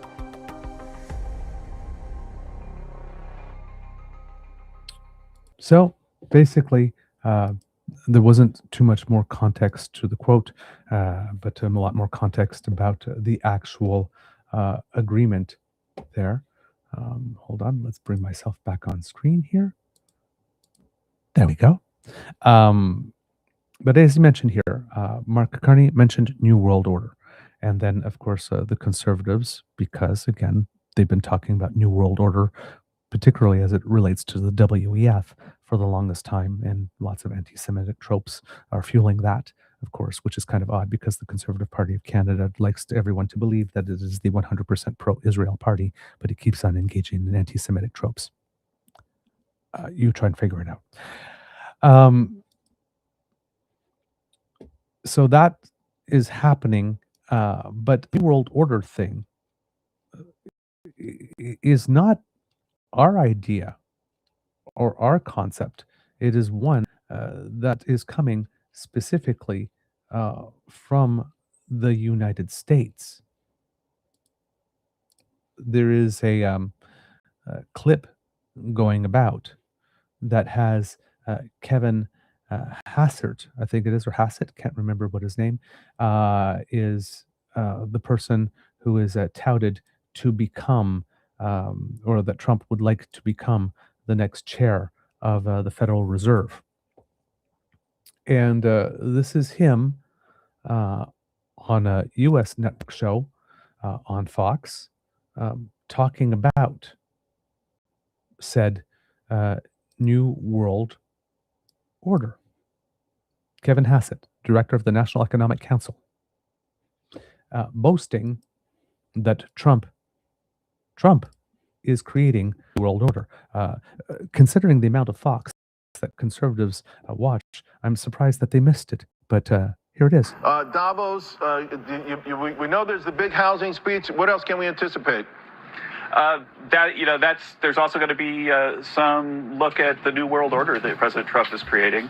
And, a lot of countries that were, whining about tariffs 6 months ago and saying that President Trump was going to harm their economies had pretty good years. And I think it's in part because people recognize that President Trump has made it so that we are the shining city on the hill again. We are the engine of global economic growth because the U.S. is really that strong again. Yeah. No, it's not, Mr. Hassard. It's because if we had a good year at all last year, it is because we were very nimble and able to pivot quickly and able to replace the amount of trade that we were no longer doing with you with trade we were doing with other nations. And in fact, we did it so well that we actually ended up net positive. We did well despite Donald Trump's efforts to create the New World Order. I just find it really ironic that the New World Order that all the people on the right, the Quislings and the sheeple, feared, is here, but it was brought in by their guy. The guy they elected, the guy they chose. But hey, if that's not enough, that's okay, because the Prime Minister was specifically asked in a press event, what did he mean when he said New World Order? So perhaps if we hear it directly from the Prime Minister rather than pointing to Kevin Hassert actually having said it, maybe we'll find out something, or maybe the Conservatives will see it in a new light. Yeah, let's not hold our breaths on that. We might turn conservative blue. Prime Minister. Brian Platt with Bloomberg News. Yesterday, when you met with Premier Lee, one of the things you said in the public remarks was this partnership with Canada and China, this new partnership, sets us up well for the new world order. What did you mean by that? What is the new world order? Well, it's a great question, Brian, because I think the world is still determining what that order is going to be. And let's be clear what we're talking about first and foremost, which is what are the trading, what is going to govern global trade? What is the role of the WTO going to be? How important are bilateral deals such as the one we're developing, plurilateral deals, if I can use that term, Trans-Pacific Partnership, potential linkages between Trans-Pacific Partnership and the EU? Where is financial regulation, payment system regulation going to fit into that? All of these aspects, I use fancy words like the architecture, the multilateral system that has been developing these is being eroded, to use a polite term, undercut, use another term. So the question is, what gets built in that place? How much of a patchwork is it? How much is it just on a bilateral basis? Or where do like-minded countries in certain areas? So like-minded countries, just to be clear, doesn't mean you agree on everything. Aspects, for example, on digital trade or agricultural trade, climate finance as another area, to move into areas of geostrategy, geosecurity. You will have different coalitions that are formed.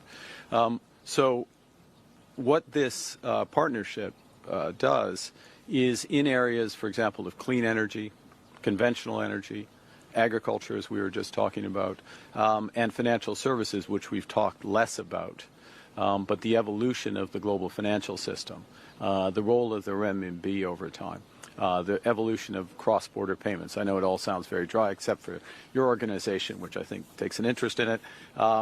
These are important elements of how the system is going to work. And look, the expectation is that rather than these being developed necessarily through the IMF, WTO, and other multilateral organizations, it is going to be coalitions that develop them, not for the world, but for subsectors of the world. So there, Prime Minister making the point here that the world is reorganizing in many ways, and that if we are going to be going into a multipolar world, countries like Canada, Australia, New Zealand, Brazil, South Africa, Brasilia is the capital, South Africa, Belgium, Nepal, Pakistan,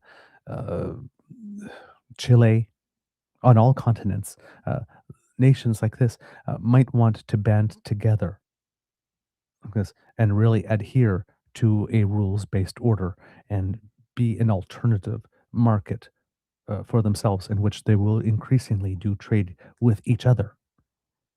So yes, that means going to country and negotiating many deals and doing many work and then knocking on doors in those countries and establishing those business partners rather than doing it with just one big country. Again, as we mentioned right on the show, trade is also legal architecture. And if you can do all the legal architecture to get access to a country like the United States, like China, like India, that has so many people in it, once you do that legal architecture, the rest of the work, there's less of it. Now, if you've got to make up with what you were selling in the United States by making deals with 10 other countries, that is a whole lot more work. It's absolutely, it takes more time. But it's there. The markets are there. The people are there. The interest is there. And that's what we're probably doing when the Prime Minister says, not rules for the whole world, but subsets of the world. Like I said, all we sort of middle powers that are not big enough to be a pole, that are not big enough to go into another country and invade it and impose our will, and we have no interest in it either, because we just want to go about our merry lives, just negotiating and trading and making our countries better. We might have to be dealing with each other a whole lot more. There's strength and safety in numbers. We might have to establish these parallel systems. If NATO completely breaks up, but everybody in NATO, save the United States, and perhaps Hungary, um, wants something like NATO to remain, there's no reason we can't take all the policies and whatnot and just forward them into another group, give it another name, and then we be that, and we just continue, right? Or there's no reason that the European Union can't organize its own military force, and it seems that there's some talk about that going on. That if there's not going to be any NATO like this, then we'll have like a everyone in NATO except you kind of group, and we'll deploy that instead because NATO doesn't necessarily have its own built-in uh, force, right? People contributed to it when we go to on missions. Um, but yeah, it'll be interesting uh, to see how we navigate in that sense. But this is the reason why we have, for example, the European Union just signed a deal with the Mercosur bloc of nations the other day. Canada is looking to sign such a deal. Canada is the key player in linking the CPTPP trade bloc along with the European trade bloc together so that we can have some of this new rules-based order. We're talking to ASEAN. Hopefully, that might be a group that joins them as well, or any, So there is a lot of activity going on. We see it in Greenland, right, with various nations in Europe coming together. Word on the tweet, by the way, on that. Is because yesterday the news reports we were reading saying that Canada was participating in that, and some of them was even saying that Canada was already there. It turns out that that actually was not factually correct.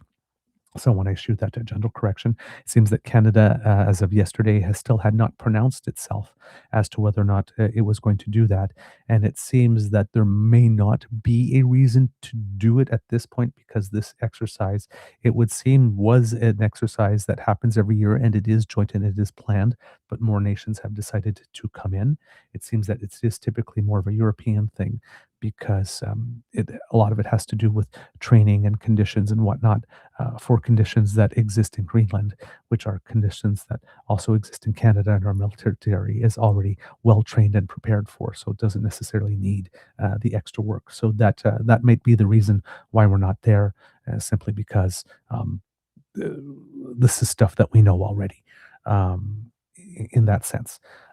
But the fact that this is happening and gaining so much extra attention because of the extra nations that are participating. It seems that Finland and Estonia are now sending some delegations there, so it's actually still growing.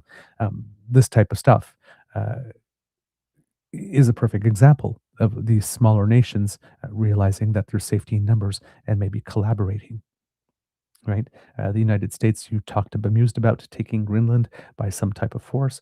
Well, now we actually are conducting some exercises, and we've moved more resources over there. So now, if you really come in there and take it by force, you are really taking action against a country, and not just one country, but several other countries. Now, if the United States takes an action on Greenland, given everybody else was kind of there for a bit, it's also sort of like taking action against Sweden and Norway and Finland and Estonia and Germany and France. Maybe the United States doesn't want to take them all on at once, especially since the UK and France have nuclear weapons. Maybe, maybe, maybe it's a deterrent. Maybe it makes them think twice, and maybe it makes them think, maybe not Greenland next. Maybe I'll try Cuba, or maybe I'll try Colombia, because there's going to be less of a fight or less of a resistance there. The fact that this is going on in Greenland also gives Canada a little hope that our NATO allies might do the same for us if we needed it, because that's something Canadians have always been a little skeptical about, just because we're clear on the other side of the Atlantic and we have no direct neighbors other than the United States who's now threatening to annex us. So would they come, or would they just say, you know what, we're just going to take care of our own things? But if the United States is going to make it harder to access all of the resources it has on their soil, if the United States is going to treat its country like it is the hottest new club and make everybody stand outside the velvet ropes waiting for coat check and decide that there's going to be a $1 million cover or whatnot just in order to be able to do business with him, they might want to still go to a transatlantic club and have a nice night out, but they may rather do it in Canada because we do have the oil and we do have the critical minerals and we do have all that stuff. And it's not like European nations and our NATO allies won't need it. And if they're not able to get it from the United States, and while they don't really have full access to it with China, it might be in their interest to send troops over if we need them in Canada, probably more so now than before, given that the US market seems pretty much closed to them or closing or being more difficult to access. Again, low risk, reliable, predictable partner that likes international rules and is perfectly okay with following them is a big, big selling point at the moment. So that does bolster a little bit of confidence there. All right. Let's see what else we have here. So this is, let's see who have I got here. Brian Spigley. Did I read all of this already? Yes, I did. The Washington Post. In the face of Trump's tariffs, Canada and China grow closer. This is by Amanda Colletta, Simon Elegant. Ooh, what a great name. And Hui Chiu. Canadian Prime Minister Mark Carney hailed a new strategic partnership and tariff deals with China on Friday after a 4-day visit that analysts said was an effort to reset a deeply troubled relationship amid Canada's efforts to diversify trade away from the United States. Carney announced the easing of some of the tariffs the two countries had imposed on each other, with Canada agreeing to allow in 49,000 Chinese electric vehicles at a much reduced tariff of 6.1%, while China will cut canola seed tariffs to about 15%. The moves were a sign of how President Donald Trump's levies on allies and adversaries alike are reordering global economic relationships, pushing two of the United States' largest trading partners closer together after years of strained ties to offset the costs. Earlier in the day, Carney met with Chinese President Xi Jinping, who described the visit as part of a, quote, turnaround in Sino-Canadian ties. China, Canada's second largest trading partner after the United States, imposed the steep tariffs on Canadian agricultural goods, including rapeseed and beef last year. Those duties were retaliation for Canada's levies on Chinese-made electric vehicles, steel, and aluminium. Ottawa announced those tariffs in 2024 as part of an effort to align itself with U.S. policy on China. Despite the easing of some tariffs and the optimistic words from both leaders, the visit was largely an opening icebreaker, said Zhao Minggao, deputy director of the Fudan University Center for American Studies. Sino-Canadian ties, he added, still face, quote, many difficulties, especially in areas like ideology and national security. It's an exploratory process, and they are focusing on the so-called low-hanging fruit first. Reflecting the assessment of many other analysts, Zhao also said the most striking part of the visit was the way Canada was, quote, using the restoration of ties with China as a way to de-risk its relationship with the U.S. Carney's visit was the first by a Canadian Prime Minister in nearly a decade, and Sino-Canadian ties have been in a deep freeze for nearly as long. But Canada has been seeking a thaw as part of an effort to diversify trade away amid Trump's tariffs and threats to use economic force to make it the 51st state. I want to give a little precision here because even though it says Canada has been seeking a thaw with China, it was President Xi Jinping who invited Canada to these particular meetings. For Canada, a country caught in the middle between China and the United States, its two largest trading partners, the trade diversification strategy has meant naughty, Knotty, not Naughty, naughty choices. For Carney, a political rookie who won a federal election last year by casting himself as the best person to manage the break in U.S.-Canada ties, the China visit has required walking a tightrope. Carney's predecessor and federal Liberal, Justin Trudeau, was the last Canadian Prime Minister to travel to China. He too sought closer economic relations with Beijing, but his 2017 visit ended with the two sides deeply divided on several issues and without an expected announcement on the start of formal free trade talks. That chasm only widened in the next year after China detained two Canadians, former diplomat Michael Kovrig and businessman Michael Spavor, in what was widely viewed as a retaliation for Canada's arrest of Meng Wanzhou, a Huawei executive wanted in the U.S. on bank and wire fraud charges. The two Michaels, as they were known in Canada, were held in secret prisons on vague charges of espionage and stealing state secrets, allegations for which China never provided evidence. They were tried in secret proceedings from which Canadian diplomats were barred in violation of a consular agreement between the two countries. The Canadians were released in 2021 after Meng reached a deal with the U.S. Justice Department that allowed her to return to China in exchange for acknowledging some wrongdoing in the criminal case. A Pew Research Center poll that year found a record 70+% of Canadians had an unfavorable view of China, up from 45% in 2018.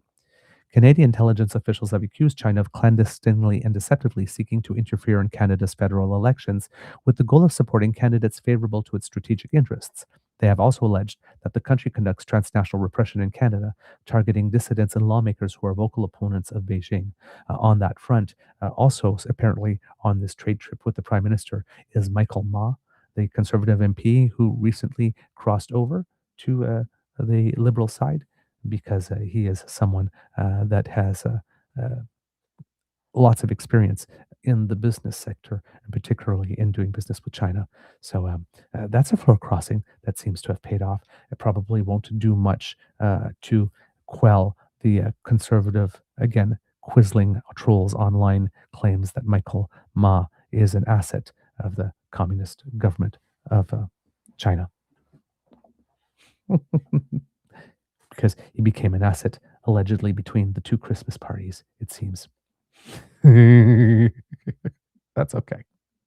That's okay. Let them talk. Every time they make these types of claims, it's just more red meat to the cult, and it just teaches Canadians who didn't vote for them the first time and who maybe regret their vote for them the last time that this is not a serious party that's worthy of consideration, that's worthy of your time. They just keep on confirming it with every one of these outbursts. Critics of Carney's rapprochement of China have argued that closer ties could spell trouble given Beijing's history of weaponizing access to its markets. Not long after the two Michaels were detained, China imposed tariffs on Canadian canola in what was widely viewed here as further retaliation for Meng's arrest. Opponents of the recalibration in the relationship have also warned that it could draw the ire of Trump administration, which has been seeking to curtail China's influence ahead of a planned review of the US-Mexico-Canada agreement. Chris LaCivita, a former Trump campaign manager, said on Twitter that drawing closer to China won't end well for Carney. Yeah, everything we do won't end well for us. We don't care anymore. We just don't care anymore. Canadian officials and businesses view the continued existence of the North American Free Trade Pact as critical for the country's economic prosperity. More than 70% of Canadian exports have typically gone to the United States, but Trump, who brokered the USMCA and called it the best agreement we've ever made, said this week that he doesn't really care about it. There's no real advantage to us, Trump told reporters in Dearborn, Michigan, renewing fears in Canada that he could rip up the deal. It's irrelevant to me. Canada wants it. They need it. We don't. Carney has been unable to reach a deal to ease the tariffs that the U.S. has imposed on Canadian goods. In October, Trump terminated all trade talks with Canada over a television advertisement critical of tariffs that was broadcast on U.S. networks and paid for by the government of Ontario. Canadian officials said they were close to a deal before Trump suspended negotiations. At home, the China reset has also proved tricky. Provincial leaders and farmers in the prairie provinces of Saskatchewan and Manitoba, which have been hardest hit by the Chinese tariffs, have long pressed Carney to ease the levies on China. But the move is poised to anger officials in the province of Ontario, the heart of Canada's auto industry. Officials there have supported the tariffs on China, viewing them as necessary for protecting Canadian auto jobs and citing national security concerns. Canada's auto sector is facing an existential crisis, analysts say, because of Trump's tariffs on autos, steel, and aluminium. Trump administration officials have repeatedly asserted they do not want to make cars with Canada.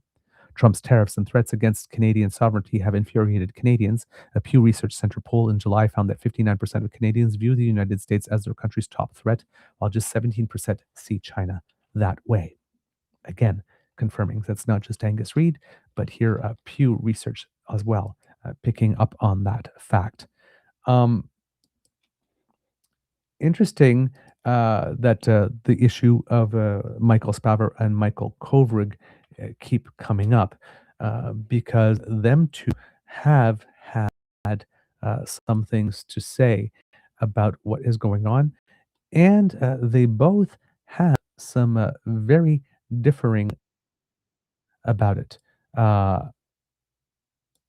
which is kind of interesting to note. That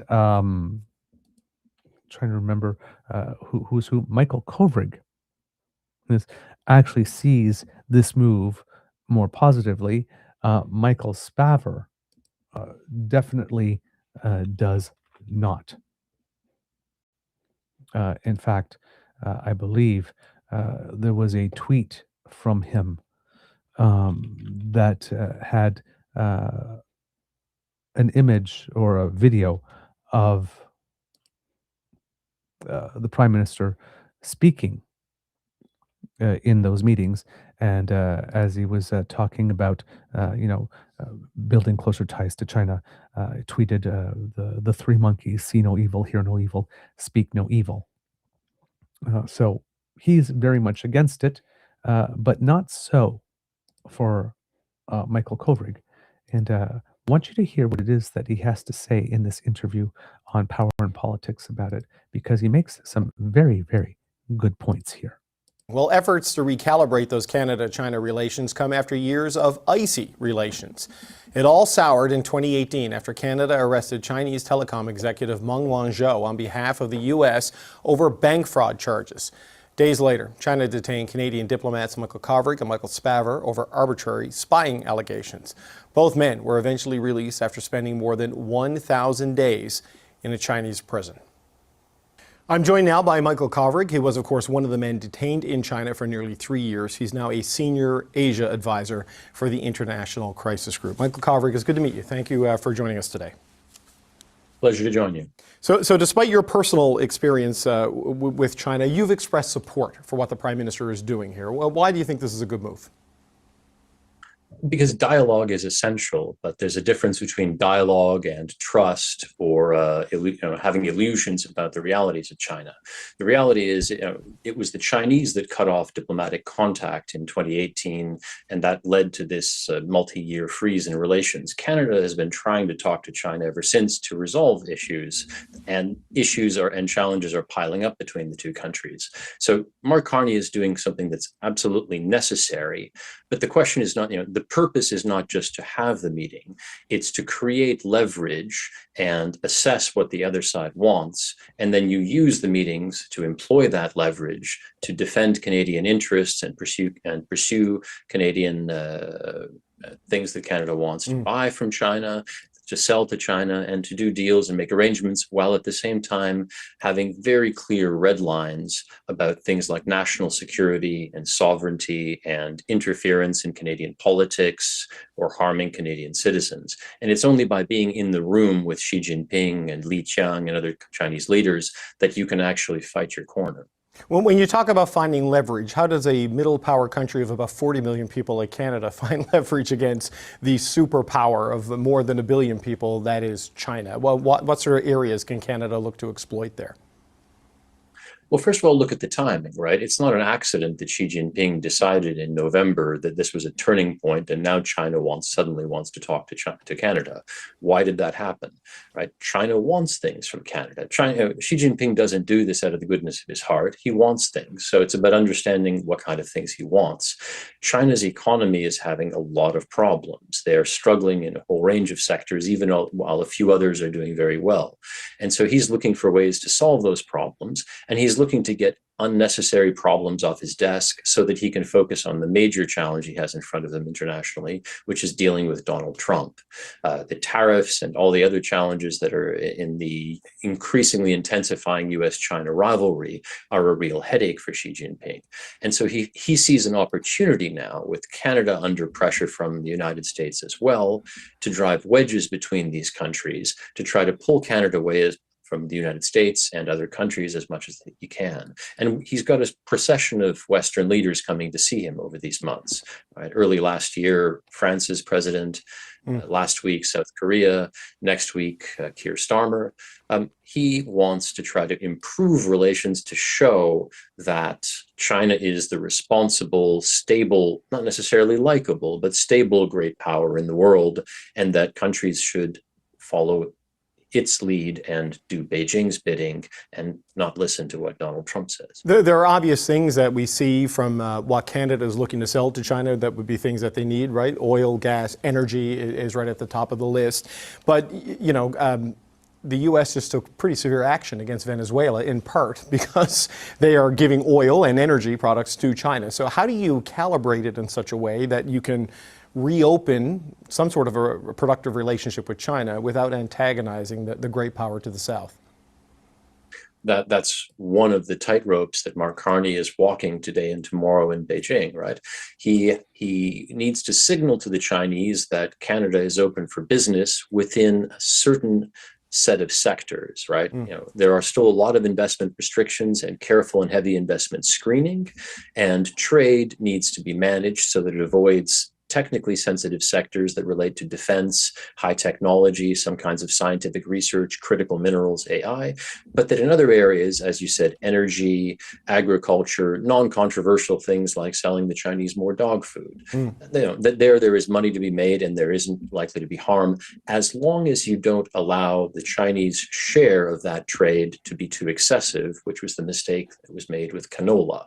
And then at the same time, it has to be triangulated with U.S. relations to make sure that it's not crossing a U.S. red line either and creating more problems even while you're resolving them in Beijing. So it's a very complicated triangular diplomacy that he has to work through. So here you see, kits and cubs, a lot of the things that we have been mentioning here. Michael Kovrig is stating there are certain areas that we can't trade, and those are, we've got the guardrails on that. There are certain areas, for example, like pet food, where it's absolutely no problem. Why not? Let's go. There's no national security interests there. Let's trade. But let's make sure that if we are trading, we don't trade too much of any one commodity, of any one product, of any one service with one nation, like we did on canola, which then give China the leverage it needed in order to create this situation. I see here in the chat that Kit Cassie said, I wonder how Andrew Scheer is going to react to the reduction in trade in canola. I too am very much interested in seeing that, because this is strategically, it's a very clever move to have gone for the agricultural products first. Fishery products, of course, but of course the canola here in this case, because again, it kind of makes it harder for some of the premiers from Western Canada to complain. If, for example, we have the MOU memorandum of understanding that might lead to more oil and gas going to China, well, that goes a long way to perhaps keeping Daniel Smith a little bit on board, and creates a wedge between the UCP and the Conservatives federally. If there is more lumber going into construction in China, that very much helps BC, also helps New Brunswick. If there's less taxes and tariffs on seafood, also helps BC and Atlantic provinces. If and then, of course, with canola specifically, helps Saskatchewan, because even though there's canola grown in Alberta, the great majority of it does indeed come from Saskatchewan. So there's some strategic cleverness there as well. And it also takes away Pierre Poilievre's ability to say that the Prime Minister has not gotten one single tariff reduced, because that was his new line, because he was always talking about U.S. tariffs. Now that is the case. And now we also have the very interesting situation of Conservatives having to explain why it is that the Prime Minister of Canada has an easier time getting tariffs reduced with China, which is one of the countries that is the hardest to get that done in the world, but can't get it done with the United States. And if that is the case, then perhaps the problem is not the Prime Minister. Creates a lot of sticky wickets strategically for the Conservatives to navigate, and creates lots of opportunities for Conservatives to start fighting amongst each other. Fight, fight, fight, fight, fight. All right, let's get back to the interview with Michael Kovrig, because, again, some really good insights. So when it comes to Canada-China, keep it focused, keep it limited, keep it transactional, essentially. Don't get into technology transfer, strategic partnerships necessarily in a way that could compromise your interests. And I guess one of the key steps to Michael Kovrig is don't shift your over-reliance on one unreliable superpower to an over-reliance on another potential superpower. That's right. Exactly. Calibrate that. You need, the key word for all of Canada's international relations this year should be diversification, right? You need a multitude of partners. So it's okay to increase trade with China overall, as long as that's balanced by increased trade with other preferably more democratic or at least reliable and trustworthy and stable partners that are not potential security threats, right? Most middle power countries are not security threats, and they're not likely to be in a position to weaponize any interdependence that Canada has with them. But I would caveat a couple of things that you suggested there. I wouldn't keep it transactional, because that's part of the problem, and that's exactly what the Chinese Communist Party tries to exploit. Western democratic capitalists come in looking to just go deal by deal and have a transactional relationship.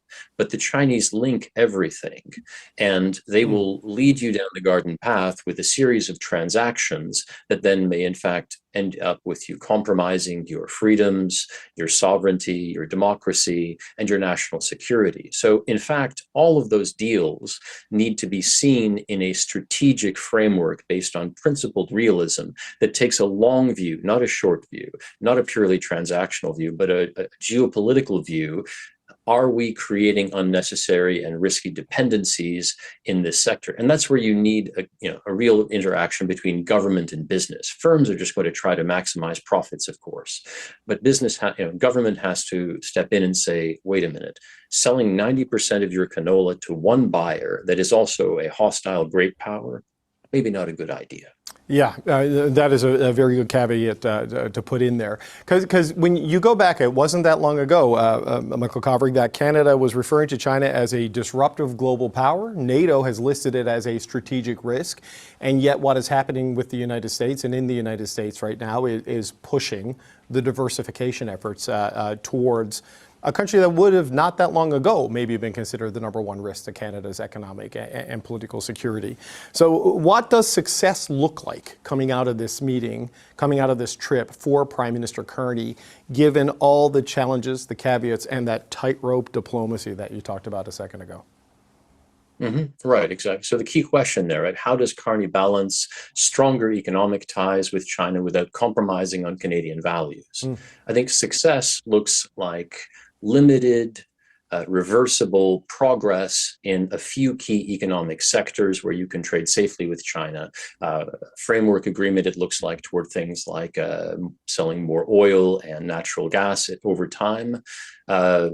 Attracting Chinese investment into sectors where it's not controversial or harmful, and ideally getting relief on tariffs in key areas for Canadian exports that are currently blocked. So short answer, how do you do things very carefully with lots of safeguards, keeping Canadians safe, protecting their rights, protecting democratic processes, and ensuring national security has a red line in any negotiation. So the real question coming out of these meetings is, does he bring us closer to agreements that are deliberate, durable, and defensible rather than unconditional trade? I mean, and again, that also needs to be balanced by understanding that the diplomacy is strategic and that you don't create new vulnerabilities by deepening relations. So a key element of success is not just what happens when Mark Carney gets on the plane back home, or in this case to the Middle East, but what does Canada do after that to manage the risks of any increase in relations with China? Michael Kovrig, Asia Senior Advisor with the International Crisis Group. Thank you for your time today, sir. We appreciate it. Thank you. So there you have it, kits and cubs. Michael Kovrig giving us some very good insight into how he sees things going. And it seems to be that he is indicating here that he believes that the Prime Minister of Canada is indeed on the right track. Of course, putting in the caveats there that are needed, and making it clear during the interview, again, because we are doing diplomacy with a nation, doesn't mean that you necessarily have to like them. Right? And that we do have to do it eyes wide open, and we do have to make sure that we don't make the same mistakes that we made in the past, but that there are indeed very much a lot of attractive openings in order to be able to advance our interests, which is to decouple and diversify away from the United States, so that we are never again in this position of vulnerability from any country and any power, whether it be China or the United States or any other of the world's nations that will emerge as a major pole as we move into the new world order that Trump wants to impose on us. I was hoping to find something off the Twitter feed of Scott Moe, but it seems that Twitter is down again. Another cloud flare thing going on. There's a host error, it seems. So I cannot access that information for you, kits and cubs. But I have it on good authority from the kits here in the chat. Oh, it just has appeared again that Scott Moe seems to be rather appreciative of it. And I have just found the tweet. Yay! It just turned on for us. So we have Scott Moe bragging about 21 hours ago that Saskatchewan remains #1 in the nation for year-over-year wholesale trade growth. Saskatchewan saw a 15.3% increase, reflecting our strong and stable economy. This is a credit to the resilience of Saskatchewan people and businesses, while much uncertainty remains. And says remains in the, I'm going to say in the world, because he didn't actually finish the sentence before he pressed publish. Hey, I'm not one to judge. It happens to me too. But as you can see here, kits and cubs, there's a word missing here. Then continues on. When we invest in research, we're investing in our producers and communities and the future of Saskatchewan agriculture. Our Saskatchewan government is proud to partner with the Government of Canada to invest $9.7 million in crop research. This is about standing with our, and again, there's a word missing at the end of the tweet here, but he's got those images, and this happened, I'm going to guess, in mid-January, so around the 13th. Then, with regard to the trade deal specifically, with going on with China, today's trade deal to significantly reduce Chinese tariffs on canola and other Canadian products is very good news for Canada and Saskatchewan. This deal is a very positive signal that will restore existing trade volumes and open adventures for further opportunities for Canadians. Today demonstrates the importance of foreign trade missions and shows what can be achieved when the federal and provincial governments and our export industries work together to strengthen our trade relationships. Saskatchewan will continue these efforts in our export markets around the world.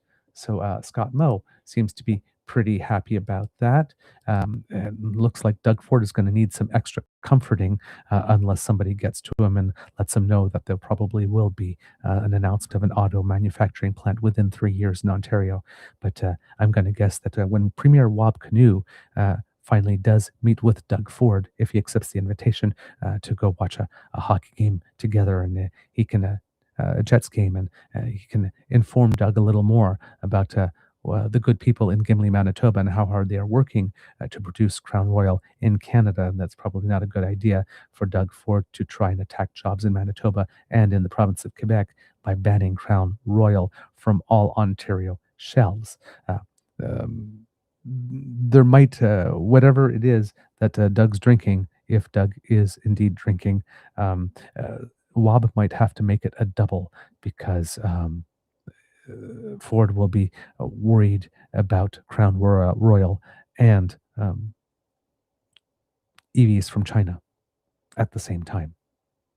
So, yes. The rest of the premiers might be on Doug Ford management over the next little while here. Oh man, kits and cubs.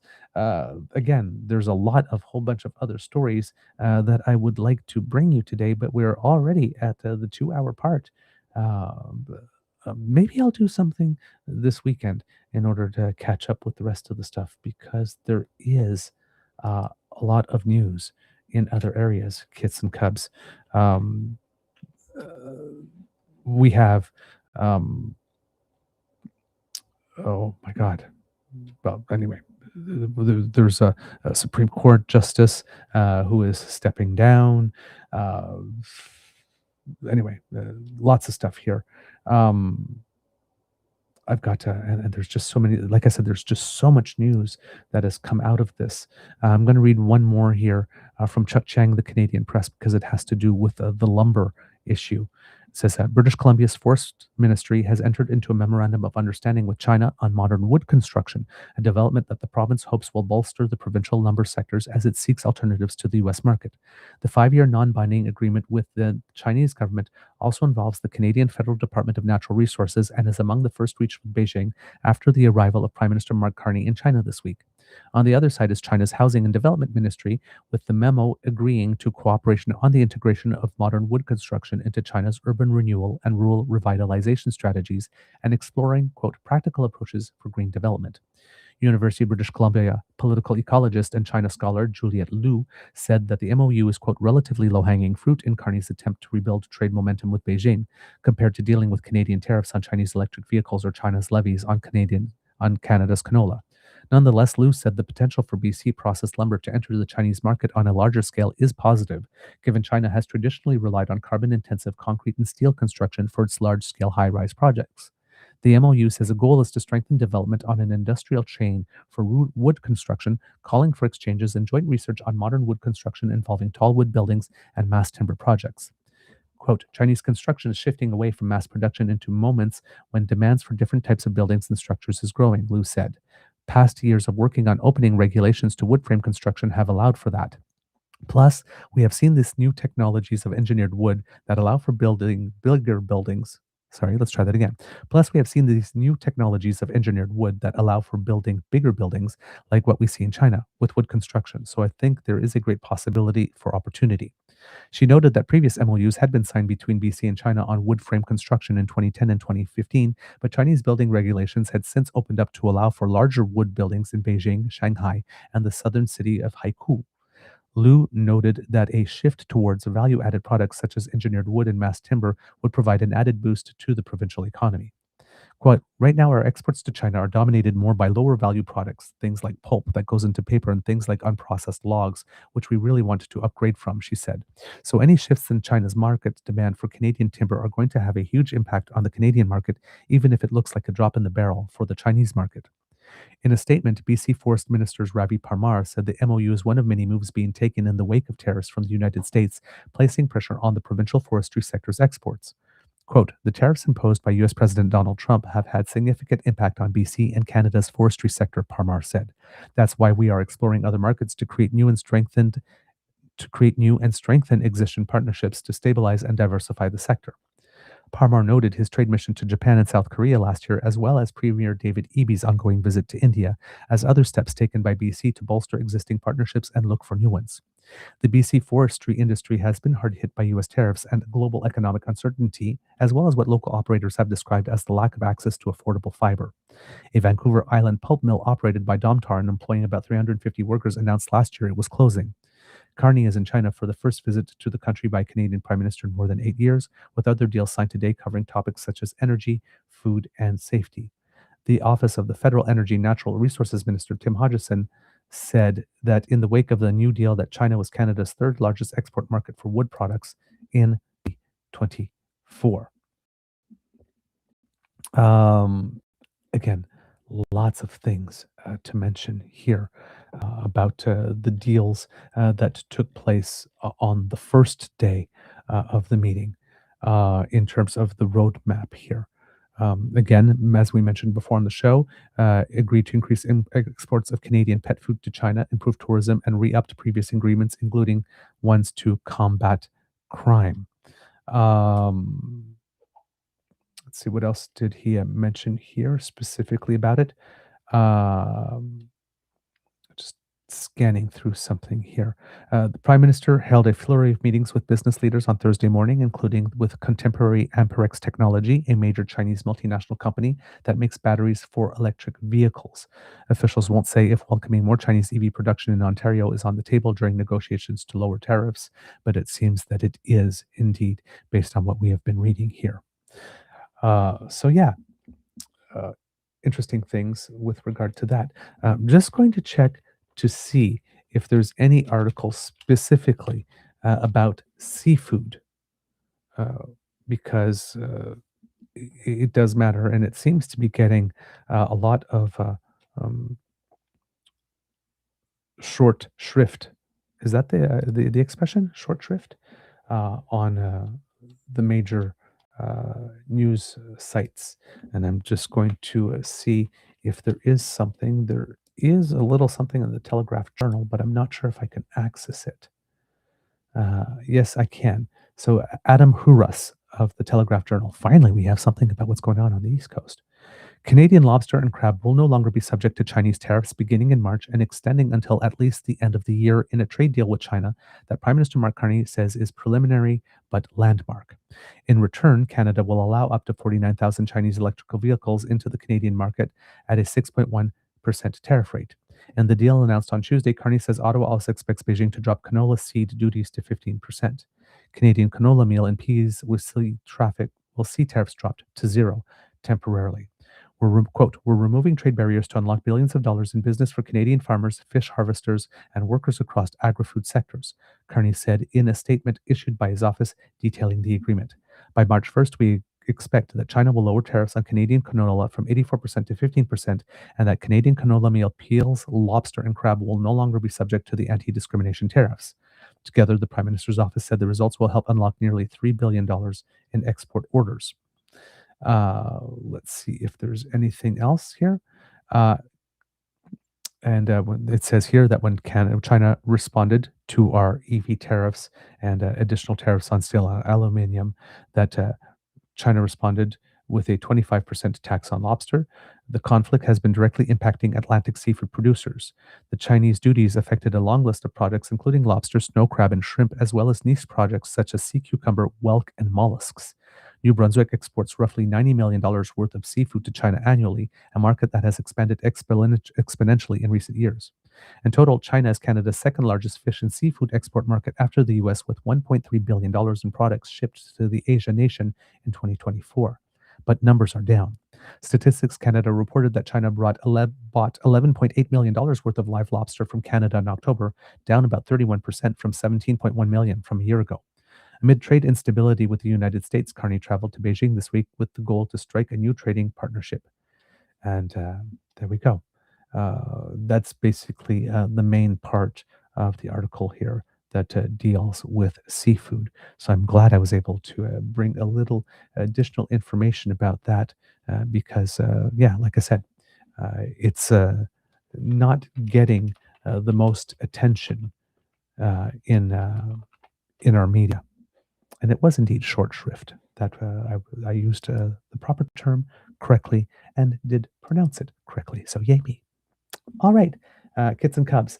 I think that for now, I am going to bid you adieu for the day and even perhaps for the weekend, though there are a lot of other subjects. I might pop in this weekend to do a top-up because a lot of this is going very fast and furious, and it's kind of hard to give you a full aspect of everything else that is going on, because literally everything today has had to do specifically with China here. But of course, it is a big deal, right? It is one of the, like I said, our second largest trading partner.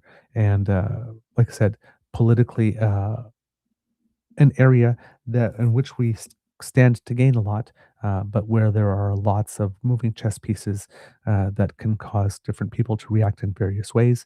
Of course, we always have to not necessarily be concerned, but be aware that none of this, any move that we make to try to show that we have some independence and that we have some leverage and that we have options other than the United States is not going to be well received from the United States. That is not a reason to not do it anyway. Because as we've shown, when we give the United States what it says it wants, we get punched in the face. And when we don't, we get punched in the face. So it's better to do the things that shore us up. Again, try not to spike the football as much as we can. We don't need to go out of our way to poke the bear, but especially since there's many other countries vying for his attention in terms of poking the bear. Let's just quietly and calmly and casually go about doing our business, but with purpose and doing it with alacrity and some speed.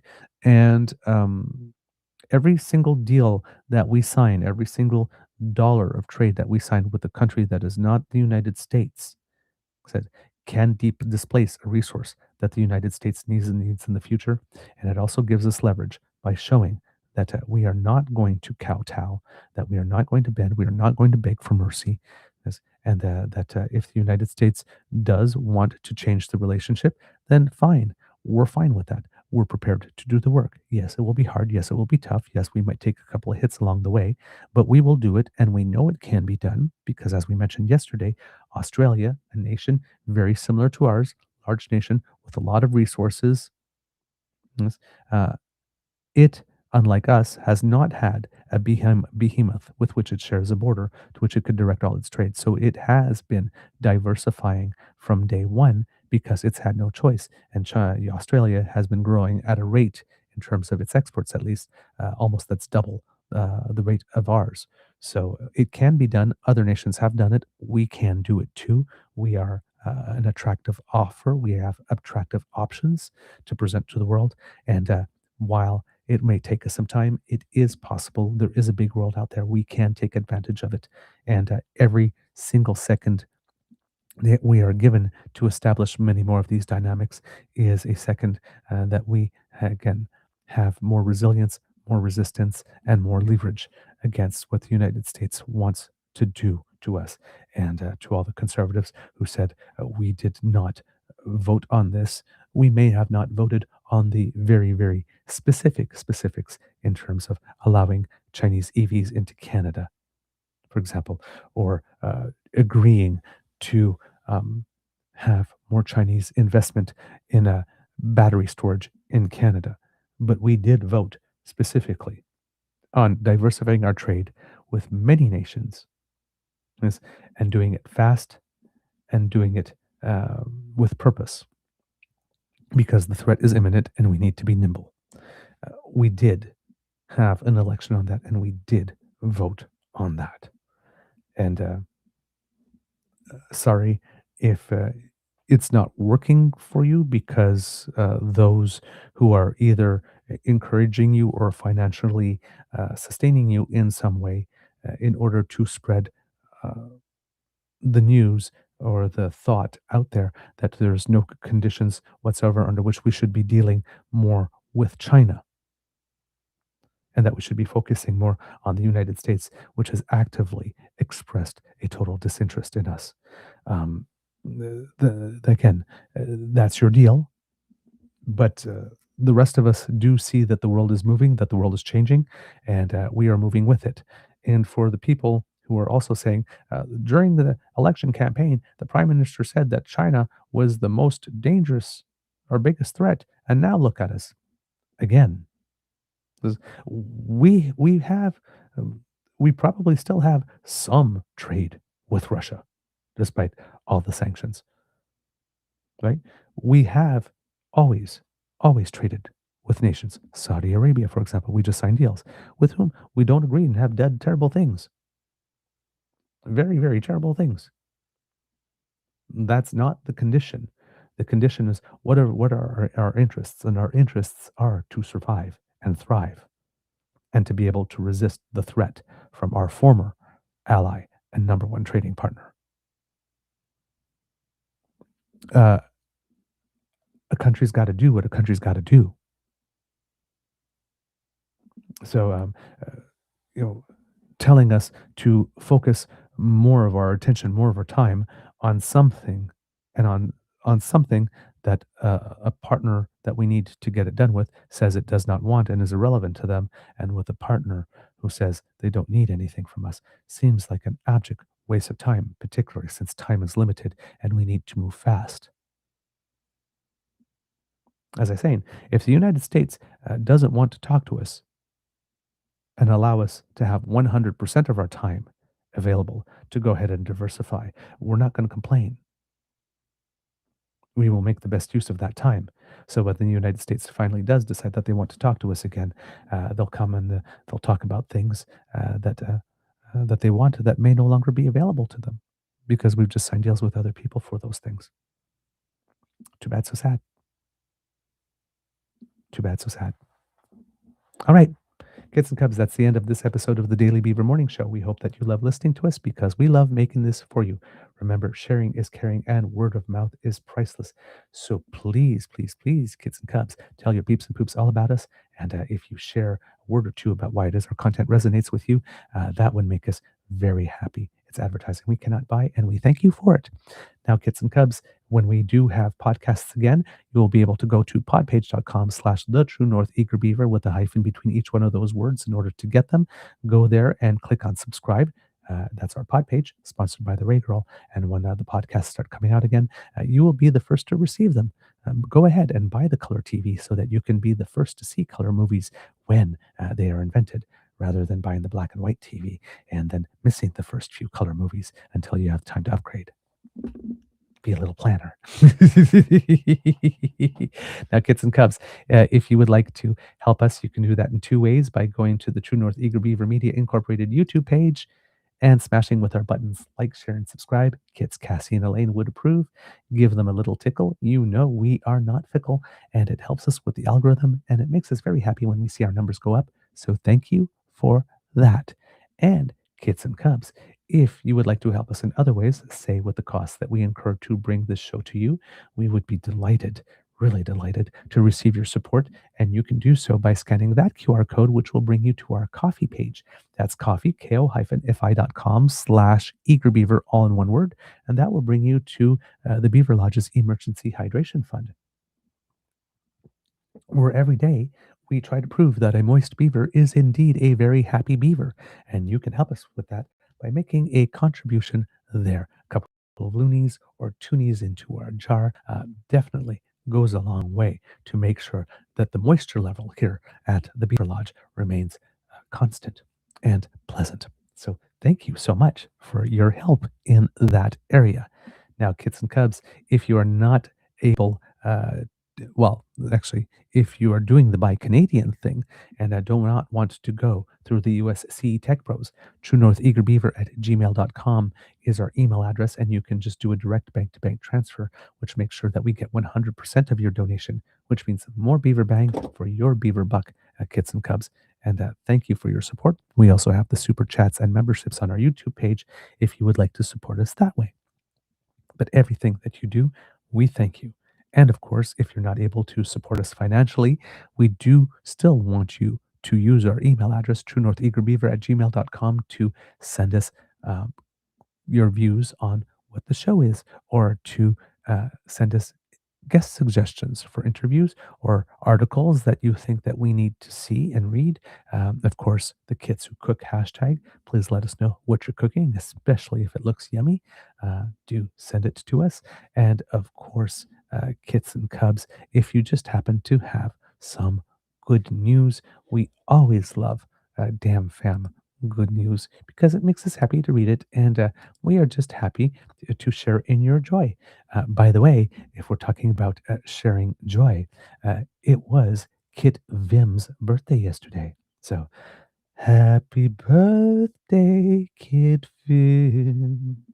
Happy birthday to you. I hope it was absolutely fantastic. And we also had a little bit of a gentle correction upon myself.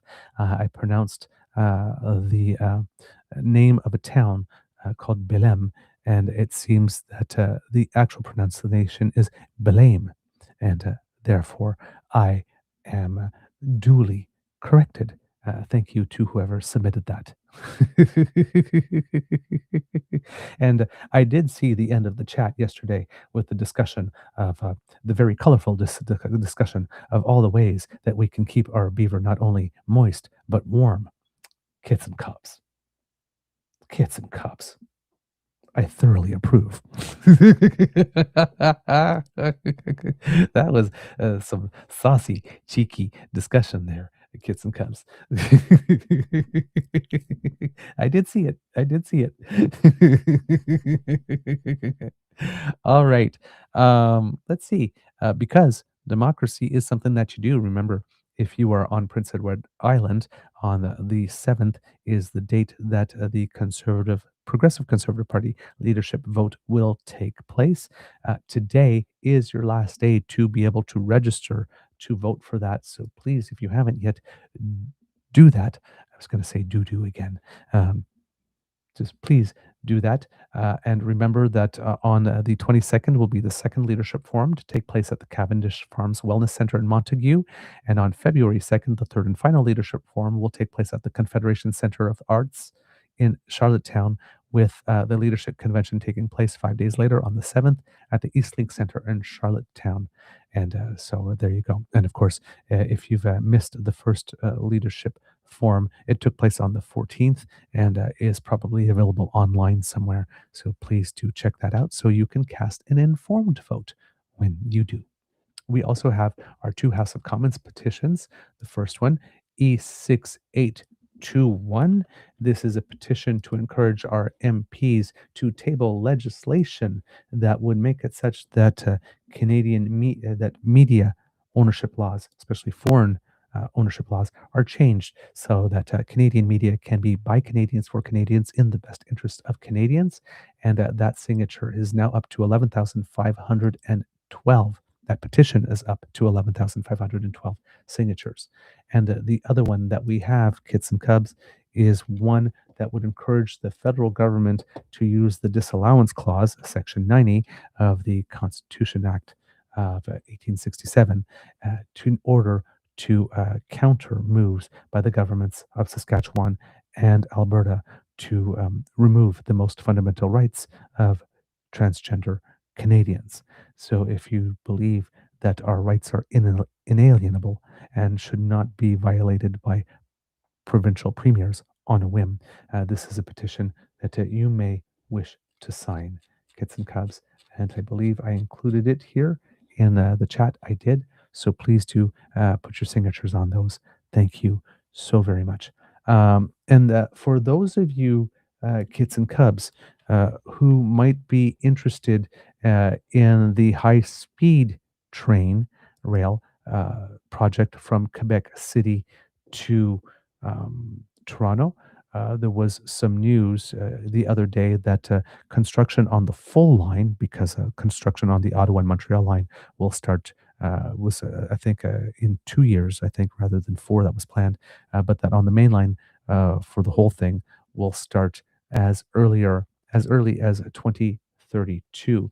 And if you go to, I believe it is altotrain.ca, if I'm not mistaken, there is a public consultation phase going on here, and I will include the link in the chat for you. It is, come on, there we go. Come on, there we go. I'm being a little tricky. It is altotrain.ca/en/public-consultation. And there it's open, just open January 15th and goes to March 29th. It wants your opinion about the high-speed rail network project. So please get involved and let them know what you think with regard to that. See, another way to participate in democracy. Words of wisdom, Kits and Cubs. Interesting. What do I have? Oh, by the way, for those wondering, the Beaver Sweetie was doing much better yesterday, and I believe that today should be completely back on his feet. Thank you for all the love and support there. Again, he's seen more of your messages yesterday and is just so deeply touched. It warmed his heart. So thank you for the love. Words of wisdom. Let's see. I'm a little bereft of words of wisdom at the moment, to be totally honest. So I'm just going to say this weekend, if you have the opportunity, get some sleep. Get some good sleep. Sleep is very restorative, and I'm a little short on it this week, so that's probably what I will be doing. All right, Kits and Cubs, it can be a tough world out there, so please be kind to and gentle with yourself, and we'll be back with a little bit of Canadians who make us proud. But before that, a little audience participation. On the count of 3, could you please say, Mr. Beaver, please cue the cock on 1, 2, 3. Oh, yes. Oh, there are some happy people there about these trade deals. So here it is at your popular and very much enjoyed request. You are listening to a True North Eager Beaver Media Incorporated podcast. The True North Eager Beaver podcasts are proudly brought to you by our founding sponsors. The Misfit Mysteries from Corvid Moon Publishing, your source for science fiction, fantasy, and cozy mysteries featuring a broad diversity of characters. CanadianTarot.com, their uniquely Canadian online eclectic tarot community. And The Peppermaster, hot pepper sauces made from farm fresh ingredients to thrill your taste buds and expand your mind. We are grateful to the Crier Media Network for its support, Pete Jarvis for our artwork, and Paul Joseph Something for our opening and closing sequence music.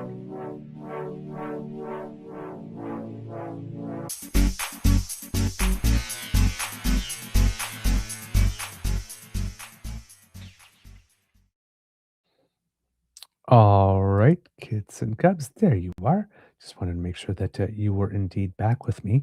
A little bit of Canadians who make us proud.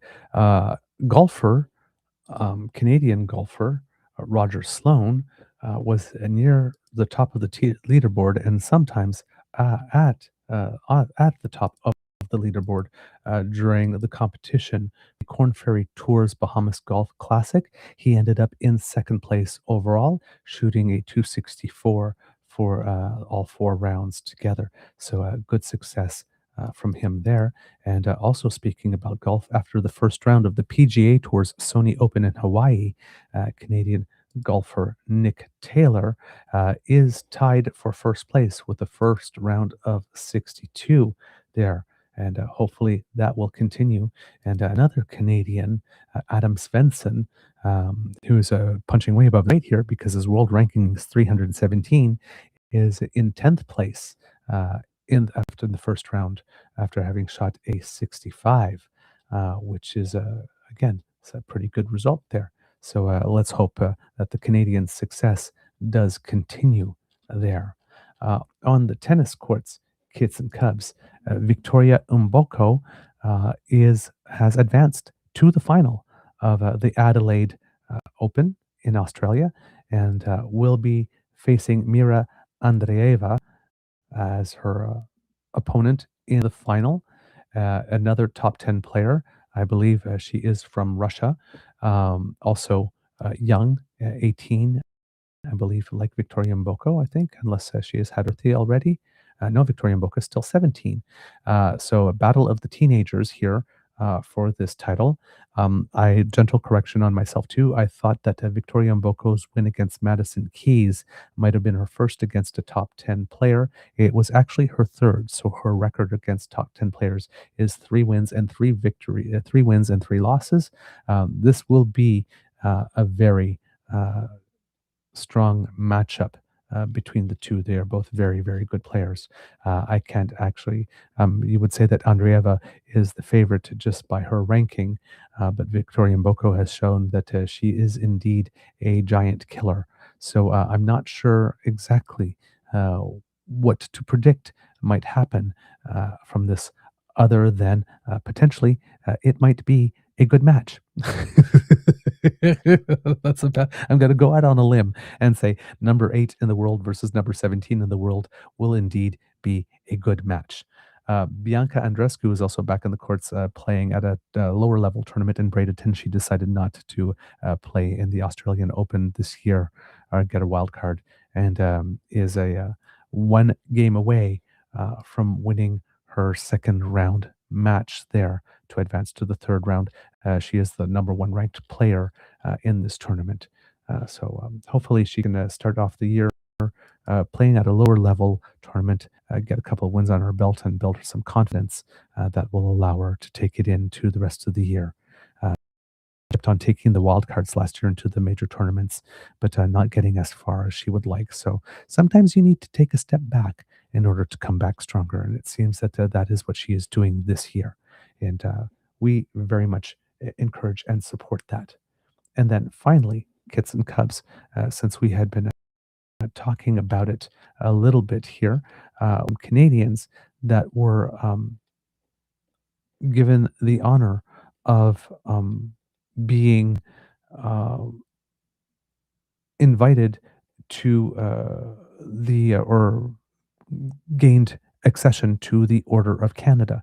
And just wanted to read a couple of other bios to give people the credit that they deserve.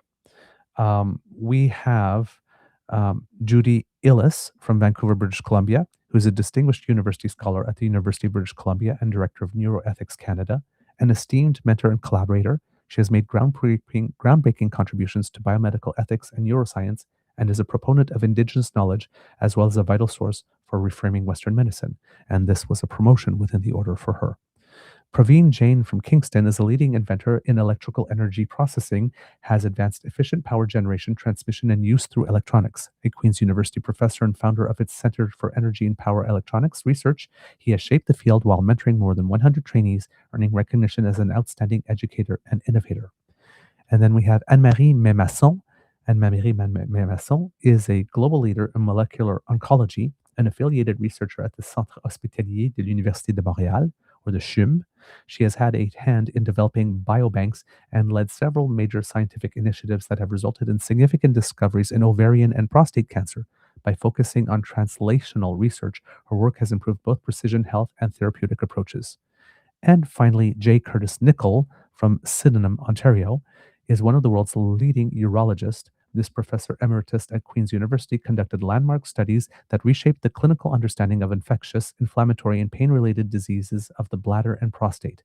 His work has significantly improved the quality of life for millions of patients around the world.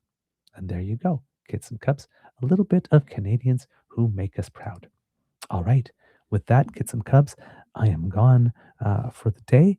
Like I said, if I do create an extra show this weekend in order to get to you the excess news that we've had, because we've had a lot of varied topics that have dominated the majority of the shows this week, we will put it on our socials. Check our posts section on our YouTube page in particular. That's probably where we will put it. And if not, we will see you on Monday. Until then, have a wonderful weekend. Amour et bisous. Bye.